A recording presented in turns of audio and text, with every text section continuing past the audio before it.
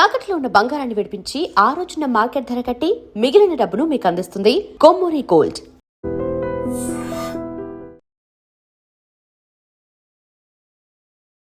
అమృతం serial sir అసలు ఎందుకు బయటకు వచ్చారు, ఏం జరిగింది అనేది కాస్త వివరంగా కావాలి సార్. ప్రాణం పోయిన అబద్ధం మాత్రం అన్న వాళ్ళు చెప్పి రేపు డబ్బింగ్ చెప్పేయాలి, ఇలాంటి కొన్ని ప్రెజర్స్ ఉంటాయి సార్. దాంట్లో ఏమన్నా మిస్టేక్ జరిగించో చెప్పిన శివాజీ రాజా తప్పు మాత్రం 1%. శివాజీ రాజా కెరీర్ స్టార్టింగ్లో ఫిల్మ్ ఇన్స్టిట్యూట్లో నేర్చుకున్నా సరే ఎదిగే క్రమంలో ఎప్పటికెప్పుడు అప్డేట్ అవ్వాలి కదా, ఆ అప్డేషన్ మీకు ఎక్కడి నుంచి వచ్చింది? దీనికి ఎలా సమాధానం చెప్పాలి? మేము చేసిన ఎన్ని క్యారెక్టర్స్ ఒక 500 సినిమాలు చేస్తే దాంట్లో 400 సినిమాలు ఒకవేళ డైరెక్టర్ ఏమైనా చెప్తే చేసుకోవడం కానీ పని చేసుకోవడం వెళ్ళిపోవడం.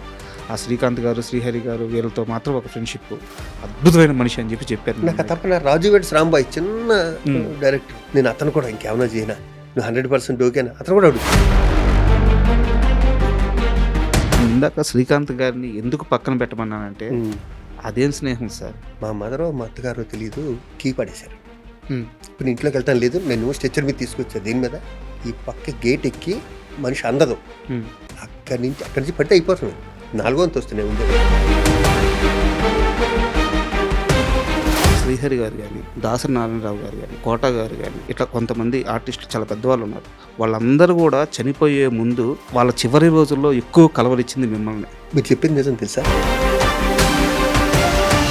గురువుగారు పెద్ద ఆయన లాస్ట్ మూమెంట్లో ఎందుకో వాళ్ళు వచ్చాడు, శివాజీ వచ్చాడు ఈరోజు, రాజుని పిలవని రావు సారీ అని ఆయన దగ్గర ఒక ఆయన ఉంటాడు.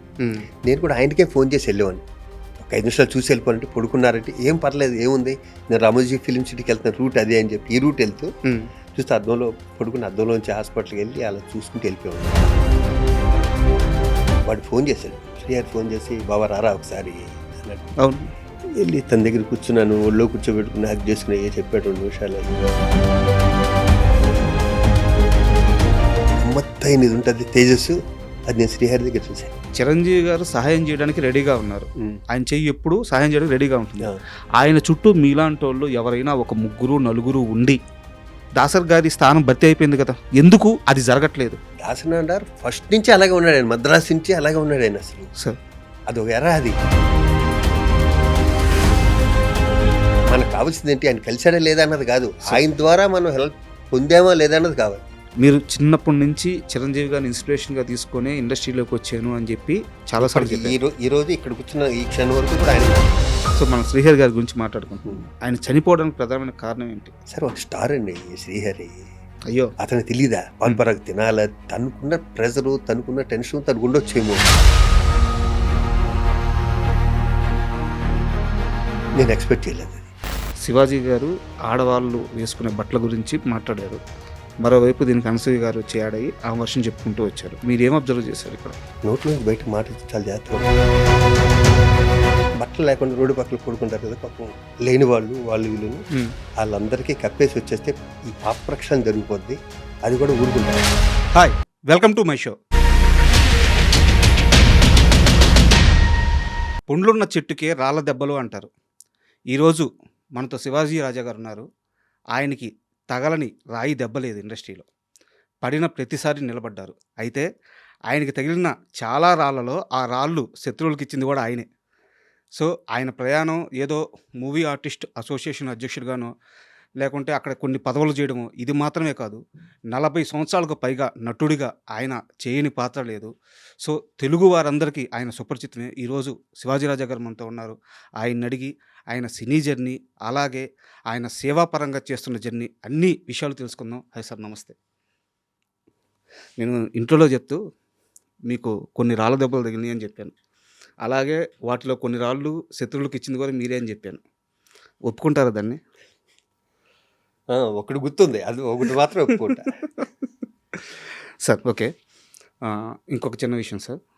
నటుడిగా మీ వయసు 40 సంవత్సరాల పైన, మనిషిగా నా వయసు 35 సంవత్సరాలు. సో మీరు చూడని సక్సెస్ లేదు, మీరు ఎవరి ఇంటర్వ్యూ లేదు. సో ఈరోజు నేను కొత్తగా మిమ్మల్ని ఇంటర్వ్యూ చేస్తాను, నేను ఏదో అద్భుతం చేస్తానని చెప్పట్లేదు. అయితే మీ ప్రయాణంలో మీరు వివిధ ఇంటర్వ్యూల్లో వివిధ సందర్భాల్లో చెప్పిన మాటల మీద కొన్ని ప్రశ్నలు, కొన్ని నేను మీకు అభిమానిగా మారిన సందర్భాలు ఇవి ఉన్నాయి. వాటి గురించి మాట్లాడుకుందాం. దీన్ని ఒక ఇంటర్వ్యూగా చూడొద్దు, ఒక ఇంటరాక్షన్గా మనం ప్లాన్ చేసుకుందాం.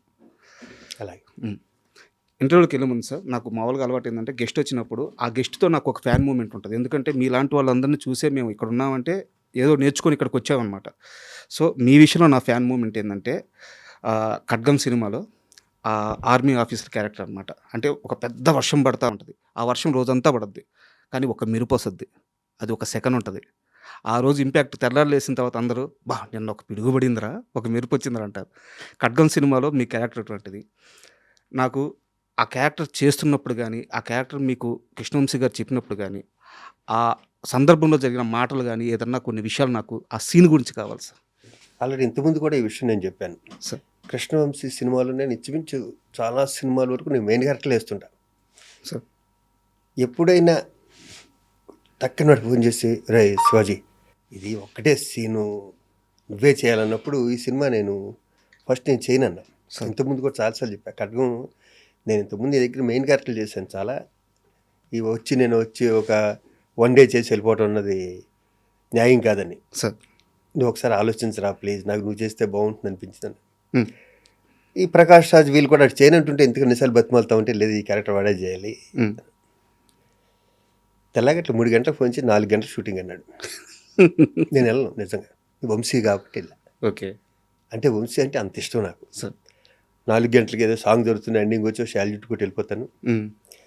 తర్వాత నిన్ను నైట్ ఇబ్బంది పెట్టను రా, నీ గురించి నేను పగలే చేస్తానని నాయుడు గారి స్టూడియోలో అక్కడ సెట్ వేశారు, ఇండోర్ అది. ఓకే. ఆ సీన్ అంత సీరియస్గా ఉన్న ఆ సీన్లో డైరెక్టర్ యాక్షన్ చెప్పబోయే ముందు అంతా మేము నవ్వుతూనే ఉన్నాం. నేను, ప్రకాష్ రాజు, రవితేజ, శ్రీకాంత్, బేసిక్ అందరం తెలియ స్టార్టింగ్ నుంచి ఫ్రెండ్స్ అవటం వల్ల, వంశీ బాగా క్లోజ్ అవటం వల్ల అంత సీరియస్గా తీసుకోలే సార్ దాన్ని. పైగా నేను వేరే షూటింగ్కి వెళ్ళాలి వచ్చేసి, వీళ్ళ జోకులు ఏంటంటే ఈరోజు అవ్వదరా అని. కానీ వంశీకి ఆ సీన్ తెలుసు, ఆగిపోట్టు ఆ సినిమాకి చాలా ఇంపార్టెంట్ సీను, అది పక్కా ప్రొఫెషనలే చేయాలి అన్నది ఏదో ఉంది అతని బ్రెయిన్లో. 4 కెమెరాలు పెట్టాడు. ఆ టెన్షన్లో అతను ఉండగా ఒక పక్కన ఉత్తేజ్ మాటలు రాస్తున్నాడు. వంశీ నన్ను వచ్చి ఒకసారి డైలాగ్ చూడరా అంటున్నాడు. కానీ మేము నలుగురు ఇక్కడ జోకులు వేసుకుంటూ కూర్చున్నాం కాబట్టి విపరీతంగా నవ్వుతున్నాం. ఓకే, ఒక అరుపు అరిశాడు, సైలెన్స్, వస్తావా అని. కోపం వచ్చేసింది. డెఫినెట్గా వస్తుంది. సీరియస్ సీన్లో మేము జోకులు వేసుకుంటూ కూర్చుంటే ప్రకాష్ అందరూ ఒకటే షాట్ ఓకే, ఒకటే షాట్ ఓకే. ఆ తర్వాత క్లోజ్లో ఉన్నది తీసాడు అని తెలియదు కానీ సింగిల్ షాట్ ఓకే అది. ఇప్పటికీ నేను 500 పైన సినిమాలు చేసినాను. నన్ను ఇంకా ఏదైనా ఫంక్షన్కి వెళ్ళిన అక్కడికి వెళ్ళినా ఖడ్గం గురించి అడుగుతానంటే ఆ credit goes to Krishna Vamsi only. And కొంచెం ఎక్స్టెన్షన్ క్వశ్చన్స్ సార్ దీనికి. ప్లీజ్. మొన్న సర్జికల్ స్ట్రైక్ సంథింగ్ ఇవన్నీ జరిగినాయి అనమాట, మనం అంతా చూసాము, దేశం అంతా గర్వించే మూమెంట్. ఆ సమయంలో నాకు మీరు చెప్పిన డైలాగ్ గుర్తొచ్చింది అనమాట. పైన ఉన్న వాళ్ళు శాంతి శాంతి అని చెప్పి మమ్మల్ని ఆపుతున్నారు కానీ 2 నిమిషాలు ఆపి వదిలి చూడండి అంటే, ఆ రోజు సర్జికల్ స్ట్రైక్ అప్పుడు జరిగింది అదే జరిగింది. కొన్ని నిమిషాలే వదిలింది మన సైన్యాన్ని. సో అసలు నాకు ఆ ఇన్సిడెంట్లో ఆ సీన్ పెట్టుకొని చూశాను అనమాట. ఒక రకమైన పంపించారు ఆ రోజు నాకు. ఎన్ని ఇలాంటి August 15th వచ్చినా సార్, ఇలాంటి సర్జికల్ స్ట్రైక్స్ వచ్చినా కూడా ఇది బాగా రొటేట్ అవుతుంది సార్. చాలామంది పంపించారు ఆ రోజు నాకు. అండ్ సార్ అంటే నేను ఈ క్వశ్చన్ చాలా తర్వాత అడుగుదాం అనుకున్నాను, కానీ సందర్భం వచ్చింది కాబట్టి ముందే అడుగుతున్నాను, మరోలా అనుకోవద్దు. ఈ మధ్యకాలంలో కృష్ణవంశీ గారు చాలా తక్కువ ఇంటర్వ్యూలు ఇచ్చారు. మన ఖడ్గం రిలీజ్ అప్పుడు మాత్రం నేను ఆయన కలిశాను, అలాగే కొన్ని ఇంటర్వ్యూలు ఇచ్చారు. బట్ ఏ సందర్భంలో అయినా సరే రవితేజ గారి ప్రస్తావన వస్తే నెక్స్ట్ క్వశ్చన్ అనేస్తున్నారు ఆయన. రవితేజ గారి గురించి మాట్లాడడానికి కృష్ణవంశీ గారు ఇష్టపడట్లేదు. వాళ్ళిద్దరికి మీరు చాలా క్లోజ్ పర్సన్. ఏం జరిగింది సార్? Next question. అది నాకు సంబంధించిన విషయం కాదు. నాకు 2 స్నేహితులు, నాకేం జరిగిందో నాకు తెలియదు. అందరికీ కొత్తగా చెప్పక్కర్లేదు, నేను ఉన్నది ఉన్నట్టే మాట్లాడతాను సార్ కదా. గాలిలోంచి సృష్టించి ఇప్పుడు వాళ్ళిద్దరి మధ్య జరిగింది నేను చెప్పలేను. కాబట్టి next question. Okay, agree sir. And Amrutham serial sir, Amrutham serial గురించి మీరు చాలాసార్లు చెప్పారు. మేము కొన్ని సంవత్సరాల నుంచి దాన్ని రిపీట్గా చూస్తూనే ఉన్నాము. నాకు ఒకటే ఒక క్వశ్చన్ ఉంది అమృతం సీరియల్ మీద. ఆ సీరియల్ నుంచి నేను బయటకు వచ్చాను కానీ నా తప్పు లేదు, ఈ ఒక్క స్టేట్మెంటే మీరు ఇచ్చింది ఇప్పటివరకు దాని గురించి మాట్లాడింది. అసలు ఎందుకు బయటకు వచ్చారు, ఏం జరిగింది అనేది కాస్త వివరంగా కావాలి సార్. అంటే సారీ టు ఇంటరప్ట్ యూ, అంటే ఇది మాత్రం సమాధానం కావాలి. ఎందుకంటే అమృతం అనేది కొన్ని కోట్ల మందికి సంబంధించిన ఎమోషన్. అమృతంలో మీరు మాత్రమే మేము రిలేట్ చేసుకున్న క్యారెక్టర్. సో తర్వాత చాలామంది చేసి ఉండొచ్చు, హిట్టే. కానీ శివాజీ రాజా ఆ క్యారెక్టర్కి మాకు గుర్తుండిపోయే క్యారెక్టర్. మీరు ఎందుకు ఈ బయటికి వెళ్ళిపోయారు అనేది కొన్ని జనరేషన్లకి మిగిలిపోయిన ప్రశ్న. దానికి సమాధానం మాత్రం కావాలి ప్రాణం పోయిన అబద్ధం మాత్రం అన్నాం. సార్. ఇక్కడ నా తప్పు లేదు, వాళ్ళ తప్పు లేదు. సార్. ఒక హిట్ వచ్చాక తలకు ఒక కిక్ వస్తుంది. సార్. మంచి హిట్లో ఇది నా వల్ల, ఇది నా వల్ల, నా వల్ల అని. అక్కడ వచ్చిన ఈగో ప్రాబ్లమ్స్ ఏమైంది, అలాంటిది ఏదైనా జరుగుంటుంది. నేనేదో డబ్బింగ్ చెప్పడం లేట్ అయిందని వాళ్ళు ఏదో అలి నా మీద ఏదో ప్రోమో రిలీజ్ చేశారు. ఈ కోడి కుయ్యకపోతే ఆగిపోతుంది అలాంటిది ఏదో. ఓకే. వెంటనే నేను వేరే నా ఓన్ ప్రొడక్షన్ స్టార్ట్ చేసి నేనేదో ప్రోమో. ఈ ప్రోమోల వల్ల వచ్చిన గ్యాప్ తప్పితే నాకు వాళ్ళంటే విపరీతమైన గౌరవం. ఎందుకంటే గంగరాజు గారు కానీ, ఆ టీం కానీ, చంద్రశేఖర్ కానీ, దానికి సెంధిల్ కెమెరా, అవును సార్, వీళ్ళంతా టీం, వీళ్ళంతా చాలా అంటే బాగా డెడికేషన్ ఉన్న వ్యక్తులు వీళ్ళందరూ సార్ కదా. ఇప్పుడున్న ఈ వయసులో ఉన్న ఈ నాలెడ్జ్లు ఉంటే నేను దాంట్లో తప్పుకోను. ఓకే కదా. ఒక వయసులో ఒక ఎమోషన్ ఉంటుంది, స్పీడ్ ఉంటుంది, బాడీ స్పీడ్ ఉంటుంది. అప్పుడు సినిమాలు బిజీ, ఇది బిజీ, వీళ్ళు అడిగిన డేట్ ఇవ్వాలి, ఇవాళ చెప్పి రేపు డబ్బింగ్ చెప్పేయాలి, ఇలాంటి కొన్ని ప్రెజర్స్ ఉంటాయి. సార్. దాంట్లో ఏమన్నా మిస్టేక్ జరిగించో చెప్పకుండా శివాజీ రాజా తప్పు మాత్రం 1% కూడా ఉండదు. షూర్. నేను ఆ తర్వాత నేను అమృతం చూడలే సార్. నేను అమెరికా కానీ ఎక్కడికన్నా వెళ్తే తెలుగు వాళ్ళు కనిపిస్తే, సార్ మాకు ఇది ట్రస్ట్ బస్టర్ సార్, మాకు ఈ పనిలో పొద్దు నుంచి సాయంకాలం వరకు ఉండి ఒక్కసారి ఒక ఎపిసోడ్ చూస్తుంటాను సార్ అంటారు. ఆ ఎపిసోడ్లన్నీ మేము చాలా ఆడతా పాడతా చేసినాయి. నేను కానీ, గుండె హనుమంతరావు కానీ, ఝాన్సీ గారు కానీ అందరం. నేను ఇప్పటికీ చెప్తున్నా, నాలో ఏ ఈగో లేదు. క్రెడిట్ గోస్ టు గంగరాజు గారు, అయిందే క్రెడిట్. కానీ తెర మీద కనిపించిన నా క్రెడిట్ కూడా ఉంటుంది. అంతే కదా సార్. నేను ఎంత ఇంప్రవైజ్ చేయగలో దాన్ని చెడగొట్టకుండా. ఆయన నా తర్వాత అబ్జర్వ్ చేస్తుంది అంటే గంగరాజు గారి దగ్గర ఆయన ఏదైనా ఒక డైలాగ్ రాస్తే ఆ ఇంప్రెషన్లో మేము మారుస్తే దాన్ని ఆయన అలిగాడు అన్న విషయం తెలిసేది. ఓకే. నాకు ఆర్టిస్ట్గా నాకేంటంటే, నేను ఏదో ఇంప్రవైజ్ చేసాక దీన్ని బిల్డప్ చేసుకుంటున్నాను కదా, ఒకడేళ్ళకు రెండేళ్ళకులో మారిస్తే అది మాకు వచ్చి చెప్తే బాగుండేది, మూడో వ్యక్తి వచ్చి నాతో చెప్పడం ఏంటి అన్నది కూడా నాకు ఫీల్ అయ్యా. ఓకే కదా. ఆయన రైటింగ్లోనూ ఆయన దాంట్లో ఆయన గొప్ప, కానీ నా ప్రొఫెషన్లో నేను కూడా గొప్ప. అంతే కదా. ఇక్కడ వచ్చిన క్లాష్, ఈ మధ్యలో వ్యక్తులు ఉంటారుగా, ఎక్కడైనా అంతే సార్. జరిగిందైతే ఇది. మరి వేరే ఏమన్నా ఉంటే మీరు గంగరాజు గారిని అడగ, నాకైతే ఐడియా లేదు. నేనైతే మర్చిపోయాను. ఒక క్రికెట్ మ్యాచ్కి విజయవాడ వెళ్ళి నేను, వెంకటేష్ గారు, శ్రీకాంత్ వెళ్ళి రావటం, వన్ డే లేట్ అది వెళ్ళటం, నేను డబ్బింగ్ ఏమైనా విజయవాడలో వచ్చాక చెప్తాను అన్నది కొంచెం సరిగ్గా చెప్పలేకపోయింది వచ్చి నేను. ఓకే కదా. అదేదో హట్టారని తెలిసింది. నాకు తెలిసిందైతే సార్ నా ప్రొఫెషన్ ఏదొట్టి ఇంతే. అవును. అండ్ అమృతంకి చంద్రశేఖర్ అయ్యలేటి గారు అంటే ఆయన తర్వాత సినిమాలు చేశారు సార్ డైరెక్టర్గా. అంటే ఒక మాట అనొచ్చు, సిరివెన్నెల గారి గురించి త్రివిక్రమ్ అంటారు, తెలుగు సినిమాకి, తెలుగు సినిమా సాహిత్యానికి నోబుల్ స్థాయి సాహిత్యం రాయగల కవి ఆయన, అలా అమాయకంగా మన దగ్గర ఉండిపోయారు అని చెప్పేసి సిరివెన్నెల గారు ఒక మాట. అద్భుతం ఆయన చెప్పింది, త్రివిక్రమ్ గారు చెప్పింది అద్భుతం. చిన్నది చెప్పండి. చెప్పండి సార్. నాది సిరివెన్నెల సీతారామ శాస్త్రి గారు తండ్రి కొడుకులు అనుబంధం. వాళ్ళ అబ్బాయి పేరు రాజా, నా పేరు రాజా. అవును సార్. నేను ఎప్పుడు స్టార్టింగ్ అంటే కళ్ళు సినిమాకి తెల్లారింది, నా ఫస్ట్ సినిమాకి తెల్లారింది ఇలా ఉండే పాట రాసింది ఆయనే, పాడింది ఆయనే. దాంట్లో చిన్న క్యారెక్టర్ కూడా చేశారు. అది ఆయనకి కళ్ళు సినిమా అన్నది సిరివెన్నెల సీతారామ శాస్త్రి గారికి 3వ 4వ సినిమా అనుకుంటాను సార్. కానీ లొకేషన్లో ఉండేవారు ఎప్పుడు. ఆయనకు అవసరం లేదు, లిరిక్ రైటర్కి లొకేషన్లో ఉండవలసిన అవసరం లేదు. మా ఎంవీరావు గారు గౌరవం అప్పుడప్పుడే పైకి వస్తున్న ఇది ఉంటుంది కదా, దానివల్ల ఇద్దరం కలిసి వైజాగ్ బీచ్లో నడిచినవి కానీ, ట్రైన్ జర్నీలు కానీ, నన్ను వాళ్ళ ఇంటికి తీసుకెళ్ళి, నన్ను రావు గారిని వాళ్ళ ఇంటికి తీసుకెళ్ళింది కానీ, వైజాగ్ దగ్గర అది ఏదో ఊరు, ఒక 3-4 గంటల ప్రయాణం అనుకుంటా. దాని తర్వాత మద్రాసులో సీతారామ శాస్త్రి గారితో నా జర్నీ బోరు కొడితే, అప్పుడు సెల్ ఫోన్లు కూడా రాలేదుగా, ఏదో పిపి ఫోన్లు ఉండి బోరు కొడితే శాలిగ్రామంలో ఉండే వాళ్ళ ఇంటికి వెళ్ళేవాడిని. ఒక 3-4 నందులు వెనకాల కుర్చీ చేసుకుని ఆయన, డాడీ నాకు ఎప్పుడో వస్తున్నాను నంది అడిగేవాడిని, ఈ నందులు నీయరా అనేవాడు. అలాగే ఆయన పద్మశ్రీ వచ్చాక నేను ఆఖరిసారి కలిసింది అయితే, మధ్యలో ఎప్పుడైనా కలవటం, తర్వాత ప్రపంచం గర్వించదగిందాక త్రివిక్రమ్ అన్నారు ఆయన అన్నారే, అంత గొప్ప రైటర్ అయిపోయాక కలవటం తక్కువైంది. ఆయన పద్మశ్రీ వచ్చాక మార్నింగ్ వెళ్ళి టైట్ హగ్ చేసుకుని ఇద్దరం సార్ డాడీ అంటే రాజా అని ఓకే ఇచ్చి 10 నిమిషాలు ఆయన దగ్గర కూర్చొని వచ్చాను. అదే లాస్ట్ కలవటం. సార్ అంటే అదే మీకున్న అనుభవం అది వచ్చేసి ఆయనతో నా జర్నీ ఏంటంటే అంత కొడుకులాగా. సార్ అయితే నేను ఆ కంపారిజన్ ఎందుకు వాడానంటే చంద్రశేఖర్ ఏలేటి గారి స్క్రీన్ ప్లే సార్ ఇంటర్నేషనల్ సినిమాకి కొలమానంగా ఉంటుంది ఆయన సినిమాలో. డౌటే లేదు. అతను చేసిన 13 ఎపిసోడ్లో అనుకుంటా అమృతం వేరే లెవెల్లో ఉంటుంది. అండ్ అలాగే ఆయన చేసిన సినిమాలు కానీ అనుకోకుండా ఒకరోజు అయితే కానీ సాహసం కానీ అద్భుతమైన స్క్రీన్ ప్లే అయితే నేను చేశాను. అవును. అయితే దర్శకుడుగా ఆయనకి రావాల్సినంత సక్సెస్ రాకపోవడానికి కారణం ఏంటి సార్? మీరు ఏమనుకుంటున్నారు? అతను స్లో అండ్ స్టడీ అనుకుంటున్నా సార్. అతను అందరిలా పరిగెత్తే వ్యక్తి కాదు. సార్. నేను అబ్జర్వ్ చేసినంత అబ్జర్వ్ చేస్తుంటాను చంద్రశేఖర్ని. సార్ మ్యాక్సిమం ఒక 3 months అంతేగా. 13 ఎపిసోడ్స్ అంటే 4 3 months 4 months తర్వాత ఆయన సినిమాలు కూడా వచ్చినాయి కదా. తర్వాత సినిమా కూడా ఒక సినిమా చేశాను. తర్వాత చాలా పద్ధతిగా ఉంటాడు. Silence, slow and study. First copy అతను చూసేసాక సార్ సినిమా స్టార్ట్ చేస్తాడు. అతనిలో నేను అబ్జర్వ్ చేసినది ఈవెన్ ఎపిసోడ్ కూడా అంతే. ముందే చూసేస్తాడు సినిమా. ముందే అతను చూసేస్తాడు. Very talented, very talented. అవును. మీరు ఎందుకు సార్ అసలు సినిమాలు చూడరంటే?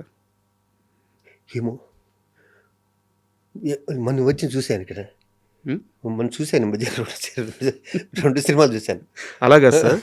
నాకు తెలిసి మీవే చాలా సినిమాలు కూడా మీరు చూసి ఉండలేదు అని చెప్పి నాకు తెలిసింది. చూడలేదు. నేను డబ్బింగ్లో చూసాక సరిపోతున్నాను అనుకుంటాను. ఇక ఎత్తుకో నాకు అస్సలు ఈ ఫీల్డ్లో ఉండి సినిమాలు తక్కువ చూసినలో నేను ఒకటి. దీని మీద ఒక పెద్ద గొడవ కూడా జరిగింది ఒక మూమెంట్లో. ఎవరు ప్రకాష్ రాజు, రవితేజ సముద్రం షూటింగ్లోనే. ఈడ అసలు సినిమాలు చూడడం ఎందుకో చూడను. దానికి వెళ్ళి మంచి సినిమాలు చూస్తాను సార్. ఇప్పుడు మనం ఒక ఎగ్జామ్ రాస్తాం సార్. మార్క్స్ అయితే చూసుకోవాలి కదా. చూసుకోవాలి. అంటే ఇప్పుడు మీరు సినిమా చేయడం అనేది ఎగ్జామ్ లాంటిది అయితే తెర మీద చూసుకొని ఆడియన్స్ రియాక్షన్ అనేది మార్క్స్ లాంటివి. మీరు ఆ రియాక్షన్ నుంచి అవి పట్టుకోకపోతే లెర్నింగ్ అనే ప్రాసెస్ మీకు ఎక్కడి నుంచి వచ్చింది? సో మీరు అచీవ్ చేశారు, సక్సెస్ అయిపోయారు. సో ఎక్కడి నుంచో నేర్చుకున్నారు మీరు. అయితే మీరు చేసిన సినిమా నుంచో లేకుంటే వేరే వాళ్ళు చేసిన సినిమా యాక్టింగ్ నుంచో మీరు ఏం నేర్చుకోలేదు. శివాజీ రాజా కెరీర్ స్టార్టింగ్లో ఫిల్మ్ ఇన్స్టిట్యూట్లో నేర్చుకున్నా సరే ఎదిగే క్రమంలో ఎప్పటికెప్పుడు అప్డేట్ అవ్వాలి కదా. ఆ అప్డేషన్ మీకు ఎక్కడి నుంచి వచ్చింది? దీనికి ఎలా సమాధానం చెప్పాలి? సార్ ఎందుకంటే నేను ఇప్పటికీ మంచి ఆర్టిస్ట్ అంటే నాకు ఇబ్బందిగా ఉంటుంది నిజంగా. ప్రామిస్. ఇది నేను ఏదో చెప్పుకోవడం కాదు. మేము చేస్తే ఎన్ని క్యారెక్టర్స్లో ఒక 500 సినిమాలు చేస్తే దాంట్లో 400 సినిమాలు ఒకేలా ఉంటాయి సార్ కదా. ఇంకా 100 సినిమాల్లో ఒక 25 హిట్ అయి ఉండొచ్చు. సార్ 25 అక్కడ కృష్ణవంశీ లాంటి వాళ్ళు నన్ను మౌల్డ్ చేసుకుని, ముత్యాల సుబ్బయ్య గారు కూడా గొప్ప క్యారెక్టర్లు, ఎస్వి కృష్ణారెడ్డి గారు, ఎస్వి కృష్ణారెడ్డి గారు ఇది ఇచ్చిన క్యారెక్టర్లు తప్పితే నేను ఇంకా నేర్చుకోవచ్చు అనటం కూడా ఇబ్బందికరమైన ప్రశ్నే. కానీ ఎప్పుడు నేర్చుకుంటూనే ఉండాలి కదా. అలా అని నేను ప్రతి సినిమా చూడకపోవచ్చు. కానీ నానా పాటేకర్ సినిమాలు మొన్న వచ్చి సూపర్ డూపర్ హిట్ అయ్యి 200 కోట్ల సైడ్ పరిగెడుతుంది సార్ మన హిందీ సినిమా. అవును, అది చూశాను నేను. సినిమా ఆ మంచి సినిమాలు మిస్ అవును.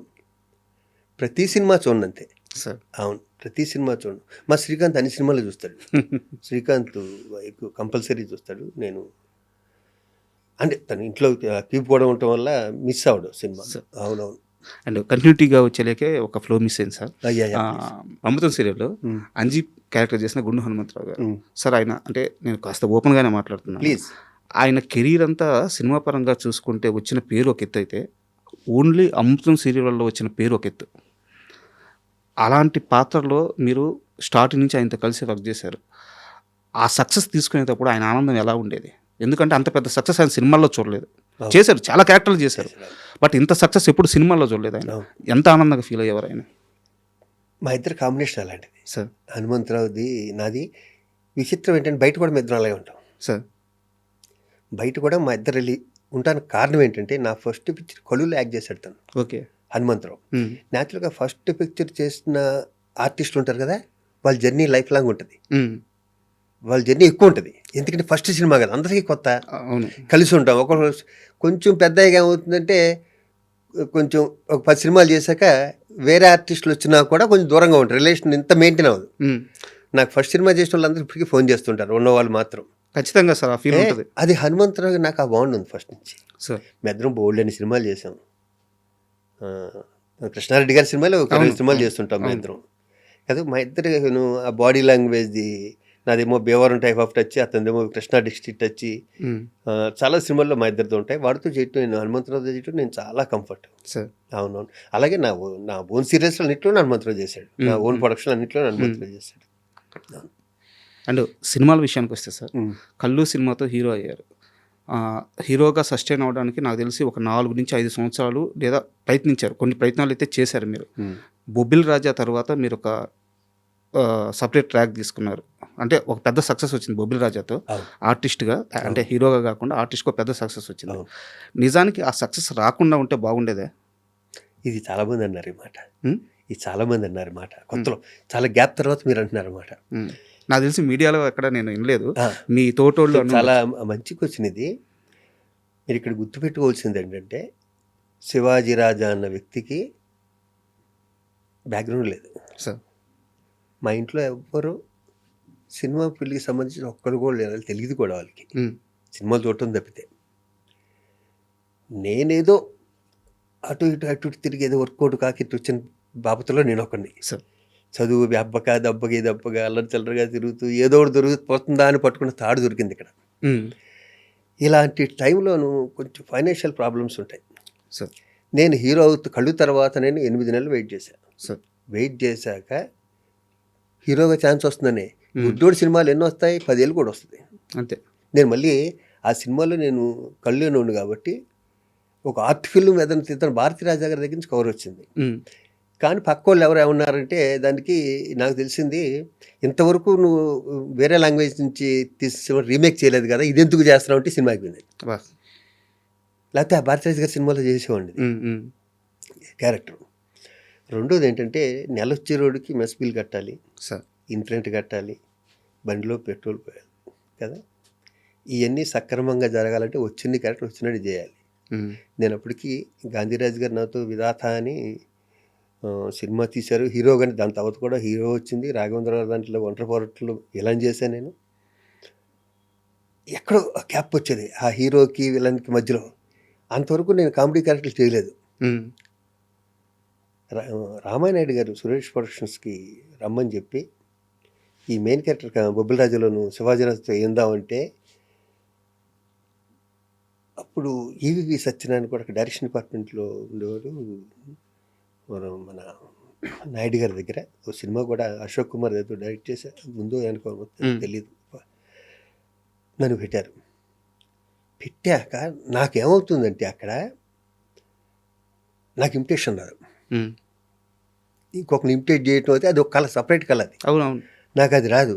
అది రాకపోవటం వల్ల మేమంతా ఒకేసారి వచ్చాం, బ్రహ్మానందం మేమందరం. వాళ్ళు సుధాకర్ మాకన్నా సీనియర్. వాళ్ళు బ్రెయిన్లో సుధాకర్ ఎవడో ఉంటాడు ఆ క్యారెక్టర్కి కదా. నేనేం చేసినా సుధాకర్ చేస్తాడు, అలా చేయడం అలా వచ్చేది కదా నాకు. అబ్బా, అది చాలా ఇబ్బంది కూడా కదా, చాలా ఇబ్బంది. ఎందుకంటే ఇప్పుడు నా బ్రెయిన్లో నా ఓన్ ప్రొడక్షన్లో నేను ఒకళ్ళు పెట్టుకుందాం అనుకున్నా, మిమ్మల్ని ఇంకోళ్ళు పెట్టాను. నాకు ఆడు కనిపిస్తుంటాడు. నువ్వు అలా చేయాలంటే ఆడుండగా నేను ఎందుకు అలా చేయటం? అంతే కదా. మా సుధాకర్ ఉండగా నేను ఎందుకు అలా చేయటం? అక్కడ నెలిగిపోయి ఏదేదో చేస్తే ఏదేదో అయింది, మొత్తం సినిమా హిట్ అయింది. సినిమా హిట్ అవ్వటం వల్ల పేరు వచ్చింది తప్పితే నా క్యారెక్టర్కి ఓహో అని పేరు అవటం 2-3 సీన్లోను, ఆ వాణిశ్రీ గారు ఉండే సీన్లోను, ఆ గుమ్మడి గారు ఉండే కొన్ని సీన్లు ఉంటాయి 2-3. వెంకటేష్ బాబుకి విపరీతం టైం, కామెడీ టైం, దాంట్లో కుట్టుకుపోయి పేరు వచ్చింది. దాని తర్వాత ఒక హీరోగా 7 సినిమాలు చేశాను, కామెడీ సినిమాలు. ఒక 100 సినిమాలు అలాంటి. ఇది కోట కొడుకు, వీడు మంచోడే కానీ విలన్ బుద్ధులు ఉన్న బుద్ధులు, క్లైమాక్స్లో రివర్స్ అవుతాడు. యావండి ఆవిడ వచ్చింది, సోహన్ బాబు గారి కానీ బొబ్బుల్ రాజులు కానీ అన్నీ ఒకటే క్యారెక్టర్లు వచ్చినాయి. అవును. అప్పుడు ఏమైందంటే ఫైనాన్షియల్గా సెటిల్ అవుతాం కదా బిజీలో. ఆ సెటిల్ అయ్యాక మళ్ళీ హీరోగా చేయడానికి వచ్చినాయి 10 years. నేను మళ్ళీ హైదరాబాద్ 93 మద్రాసు నుంచి 10 years నుండి ఇక్కడికి వచ్చాం కదా. హైదరాబాద్ నుంచి మద్రాసు వెళ్ళి, మద్రాసు మళ్ళీ హైదరాబాద్ 93కి ఇండస్ట్రీ వచ్చింది, నేను వచ్చానుగా. వచ్చాక కూడా కొన్ని సినిమాలు హీరోగా వచ్చినాయి. దాంట్లో నాకు బాగా మొగుడ్స్ పెళ్ళాంస్ అలాంటి రంగనాథ్ గారు డైరెక్ట్ చేశాడు, అవి ఇష్టం తప్పితే మిగతా సినిమాలు అలా కుట్టిపోయినాయి అంతే ఆ గాల్లో.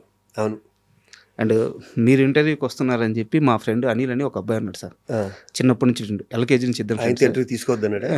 కాదు మీ జోక్స్ కూడా మొన్న రామ్ జగన్ గారు వచ్చారు ఇంటర్వ్యూకి. ఓకే. మీ ప్రాక్టికల్ జోక్స్ గురించి చాలాసేపు మాట్లాడుకున్నాం. ఇవి ప్రాక్టికల్ జోక్స్ సో క్లాస్ పెడతాను. వస్తాను సార్, ఆ విషయానికి వస్తాను.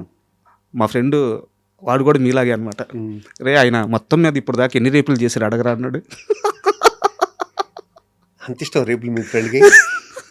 మీరు చాలా సినిమాలు చాలా సినిమాలు బొబ్బుల రాజా, దేవి భారతిని బొబ్బుల రాజా చేశాను. సంకీర్తన, గీతాకృష్ణ గారి సంకీర్తనలో ఒక రేపు, నేనే రేపు కావింపబడ్డాను కానీ చాలా సినిమాల్లో పెద్ద రేపులు ఎక్కడ చేస్తుంటాను అంతే, 3-4 సినిమాలు అంతే, అంతకన్నా అంత రేపులు చేసే పర్సనాలిటీ కాదు మెయిన్. అది అతనికి బలంగా ఇంపాక్ట్ పడిపోయింది. ఫ్రెండ్కి చెప్పేలా చాలా తక్కువ రేపులు చేశానంట అంతే. అండ్ సార్ ఇంకో, అంటే ఇది కొంచెం సీరియస్ క్వశ్చనే, బట్ ఏం జరిగింది నాకు తెలియదు, మీరు చెప్పాలి. నాకు రాజేంద్ర ప్రసాద్ గారి సినిమాలు చూసేటప్పుడు, నరేష్ గారి సినిమాలు చూసేటప్పుడు, అంటే వాళ్ళు హీరోగా అప్పట్లో చేసినప్పుడు, జంజాల గారి స్కూల్లో పడి వాళ్ళు చాలా మంచి సినిమాలు చేశారు. వాళ్ళిద్దరి కామెడీ టైమింగ్ పట్టుకోగల నటుడు మీరు కూడా. ఈయన ఎందుకు ఆ సర్కిల్లో పడలేదు అని నాకు చాలాసార్లు నేను అనుకున్న డౌట్, చిన్నప్పటి నుంచి ఉన్న డౌట్ ఇది. నాకు ఆ సినిమాలను ఆరాధించడం మొదలైనప్పటి నుంచి ఈయన కూడా ఈ టైమింగ్ పట్టుకోగలడు, ఈయన కూడా ఇది చేయగలడు, ఈయనకి ఈ సినిమాలు మ్యాచ్ అవుతాయి. ఉదాహరణకు ఒక సినిమా చెప్తాను సార్, అంటే నేను తప్పు అయి ఉండొచ్చు ఏమో, హై హై నాయకన్నా సంథింగ్ ఏదో నరేష్ గారిది ఒక సినిమా ఉంటుంది, టీచర్ క్యారెక్టర్, ఒక బాబుని వెళ్ళి అక్కడ మార్చాలి. నాకు ఆ సినిమా చూస్తున్నంతసేపు, అంటే నాకు మిగతా ఏ సినిమాలు అనిపించలేదు, నాకు ఆ సినిమాలో ఎక్కువసేపు మీరు కనిపించారు, ఎందుకు నాకు తెలియదు. ఎందుకు మీరు జంజాల గారితో ట్రావెల్ అవ్వలేకపోయారు? జంజాల గారితో చేశానమ్మా, హీరోగా వచ్చేసరికి హీరోగా చేయలేదు. నేను వచ్చేసరికి టాప్లో ఉన్నాడు బాలయ్యబాబుతో అందరితోనూ చేస్తూ. వీళ్ళిద్దరూ ఇప్పుడు మీరు చెప్పిన వాళ్ళు ఇద్దరు అద్భుతమైన ఆర్టిస్టులు, మా నరేష్ కానీ మన రాజేంద్ర ప్రసాద్ గారు కానీ. మీ నరేషనా కదా, మీ నరేషనా? దాంట్లో డౌట్ ఉంది.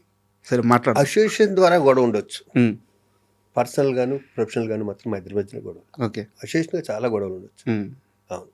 కానీ ప్రొఫెషనల్గా మాత్రం నాకు నరేష్ అంటే చాలా ఇష్టం. ఇద్దరు డార్లింగ్ డార్లింగ్ అని పిలుచుకుంటాం, దాంట్లో మీకు ఏ డౌట్ అక్కర్లేదు, సరేనా. ఇంకా అసోసియేషన్ అంటారా, నాకు ఆర్టిస్ట్గా అతను సీనియర్ అయ్యి వచ్చాను, అసోసియేషన్లో నరేష్ కంటే నేను సీనియర్ కదా. అవును, అక్కడ నాకు అనుభవం ఎక్కువ ఉంటుంది. అవును.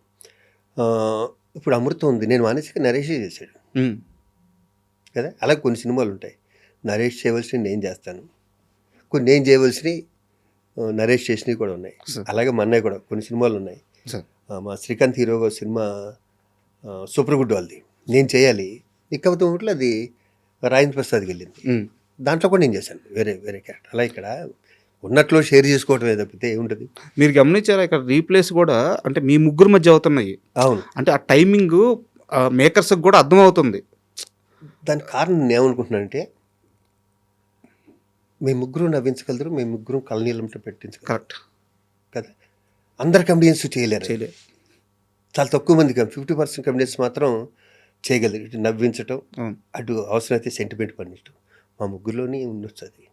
అవును. శ్రీహరి గారు కానీ, దాసరి నారాయణరావు గారు కానీ, కోట గారు కానీ, ఇట్లా కొంతమంది ఆర్టిస్టులు చాలా పెద్దవాళ్ళు ఉన్నారు. వాళ్ళందరూ కూడా చనిపోయే ముందు అది పనిగా గుర్తుపెట్టుకొని ఫోన్ చేసి శివాజీ ఒకసారి వచ్చి కనిపివా, శివాజీ రాలేదేంటి, వాళ్ళ చివరి రోజుల్లో ఎక్కువ కలవరిచ్చింది మిమ్మల్ని. అంటే కరెక్టేనా నేను అడిగేది? కరెక్ట్. ఎందుకు అంటే చివరి రోజుల్లో మీరే ఎందుకు గుర్తొచ్చారు వాళ్ళందరికీ? మీరు చెప్పింది నిజం తెలుసా, మీరు చెప్పిన ముగ్గురు గురువుగారు పెద్ద ఆయన, నాలాంటి వాళ్ళు ఎంతమంది చూస్తుంటాడు, ఆయన ఎన్ని చూస్తుంటాడు జీవితంలో. ఇండస్ట్రీ అంతా ఆయన చుట్టే కదా, ఇండస్ట్రీ అంతా. ఆయన మాత్రం నన్ను హాస్పిటల్ పిలిపించుకున్నాడు శివాజీ. నేను కూడా ఉట్టిగా వెళ్ళేవాడు కాదు, ఆయన ఏదో ఎంటర్ చేసి నవ్వించాలి. ఎందుకంటే చాలాసార్లు అద్దంలో చూసి వచ్చేవాడిని నేను. ఆయనకి నాకు కూడా పెద్దగా ఇది ఉండేది కదా, రిలేషన్ ఉండేది కదా. ఉంది సార్, క్వశ్చన్ ఉంది అడుగుతాను. లాస్ట్ మూమెంట్లో ఎందుకో వాళ్ళు వచ్చాడు, శివాజీ వచ్చాడు ఈరోజు, రాజుని పిలవని రావు సారి అని ఆయన దగ్గర ఒక ఆయన ఉంటాడు. నేను కూడా ఆయనకే ఫోన్ చేసి వెళ్ళేవాడిని, ఒక 5 నిమిషాలు చూసి వెళ్ళిపోవాలంటే, పడుకున్నారంటే ఏం పర్లేదు ఏముంది, నేను రామోజీ ఫిలిం సిటీకి వెళ్తున్న రూట్ అదే అని చెప్పి ఈ రూట్ వెళ్తూ చూస్తే అద్దంలో పడుకుని అద్దంలోంచి హాస్పిటల్కి వెళ్ళి అలా చూసుకుంటూ వెళ్ళిపోయేవాడిని. తర్వాత రావచ్చు కదరా శివాజీ ఒకసారి అంటే, నేను ఊరికి వెళ్ళకుండా కొంతమంది మా నాయుడాలు కొంతమంది ఆర్టిస్టులను తీసుకెళ్ళి, ఒకప్పుడు నేను సెక్రటరీగాను ఇదే ఉన్నా, స్కూటర్స్ ఇప్పించాను ఆయన చేతుల మీదుగా. చిన్నపిల్లోడు దాసనారాయణరావు గారు, చిన్నపిల్లోడు అంటే చిన్నపిల్లోడు అనమాట. ఈ మాట అనటానికి నా స్థాయి సరిపోకపోయినా నేను గర్వంగా చెప్తా, అంత మంచి చిన్నపిల్లోడిని ఎక్కడ చూడు. సార్. అవును. ఈ రోజుకి రీప్లేస్మెంట్ వచ్చిందా ఇండస్ట్రీలో? ఎవరికైనా ఏదైనా ప్రాబ్లం వస్తే సాల్వ్ చేసే టక్కనన్నది ఎవరికైనా దాసనాథ్ గుర్తు రావాల్సిందే కంపల్సరీ. సార్. ఆయన ఉన్నప్పుడు నాలంటూడు తెలియలేదు అది కొన్ని విషయాలు. తర్వాత ఇంకా బాగా ప్రతిరోజు ఇంకా ఆయన దగ్గరికి వెళ్ళి హాస్పిటల్ దగ్గరికి వెళ్ళి కూర్చుని, లేకపోతే అద్దం బయట ఉండి లోపల ఆయనకి డ్రెస్సింగో లేకపోతే ఇంకోటి చేస్తుంటే అద్దం దగ్గర ఉండి ఇట్టించి అనేవాడిని. ఇలా అనేవాడు ఇలాగ. అలాగే శ్రీహరి సార్. మా ఇద్దరిది ఇండస్ట్రీ రాకముందు నుంచి బాలానగర్లో పరిచయం. మేము ఇద్దరం ఇండస్ట్రీకి వస్తామని అనుకోలేదు. సార్. మేము ఇద్దరం విచిత్రంగా ఒకేసారి ఆర్టిస్టులు అయ్యాం. మద్రాసులో కూడా కలిసేవాళ్ళం బాగాను. దాని తర్వాత ఇక్కడ కూడా ఇల్లు దగ్గర ఇల్లు. అవును. ఇక్కడ కూడా దగ్గర ఇల్లు. వాడు ఇప్పుడు శాంతి తీసుకొచ్చి మా ఇంటికి వచ్చేవాడు శ్రీహరి. నేను ఎప్పుడైనా సరదాగా అప్పుడప్పుడు తన దగ్గరికి వెళ్తుండేవాడిని. ఇది జరగటానికి ముందు మాత్రం వాడు ఫోన్ చేశాడు. శ్రీహరి ఫోన్ చేసి, బాబా రారా ఒకసారి అన్నాడు. అవును. వెళ్ళి తన దగ్గర కూర్చున్నాను. ఒళ్ళో కూర్చోబెట్టుకుని హక్ చేసుకుని చెప్పాడు. 2 నిమిషాలు అయ్యాను. అంటే ఒక మానవత్వం ఉన్న మనుషుల్లో ఉండే ఒక గమ్మత్తైనది ఉంటుంది, తేజస్సు. అది నేను శ్రీహరి దగ్గర చూశాను. సార్. వాడు ఎంతోమందికి హెల్ప్ చేసింది. అలాంటి వాళ్ళకి ఎంతోమందికి ఇన్స్పిరేషన్ శ్రీహరి. అది బంగారం. ఇంకా కోట వారానికి ఒకసారి ఫోన్ చేస్తాడు. ఎరా రావు, ఏం చేస్తున్నావు? అదే ఫిలింనగర్ క్లబ్కి వెళ్తున్నాను. క్లబ్ కింద కదరా ఇల్లు, ఒకసారి ఇటు వచ్చిపోవచ్చు కదా, నువ్వు వస్తే నువ్వు వదలవు, ఓ గంట వేసుకుంటావు పట్టుకుని అంటాడు. ఒకసారి రారా చూడండి అంటాడు. తనతో కూడా అంతే. ఇంకా తన దగ్గర ఉన్నా కూడా ఏదో ఒకటి అన్నా కూడా భరించి తన దగ్గరలో పావు గంట కూర్చుని కాఫీ తాగి వచ్చామని. అలాగే కొంతమంది ఆర్టిస్టులు ఉంటారు.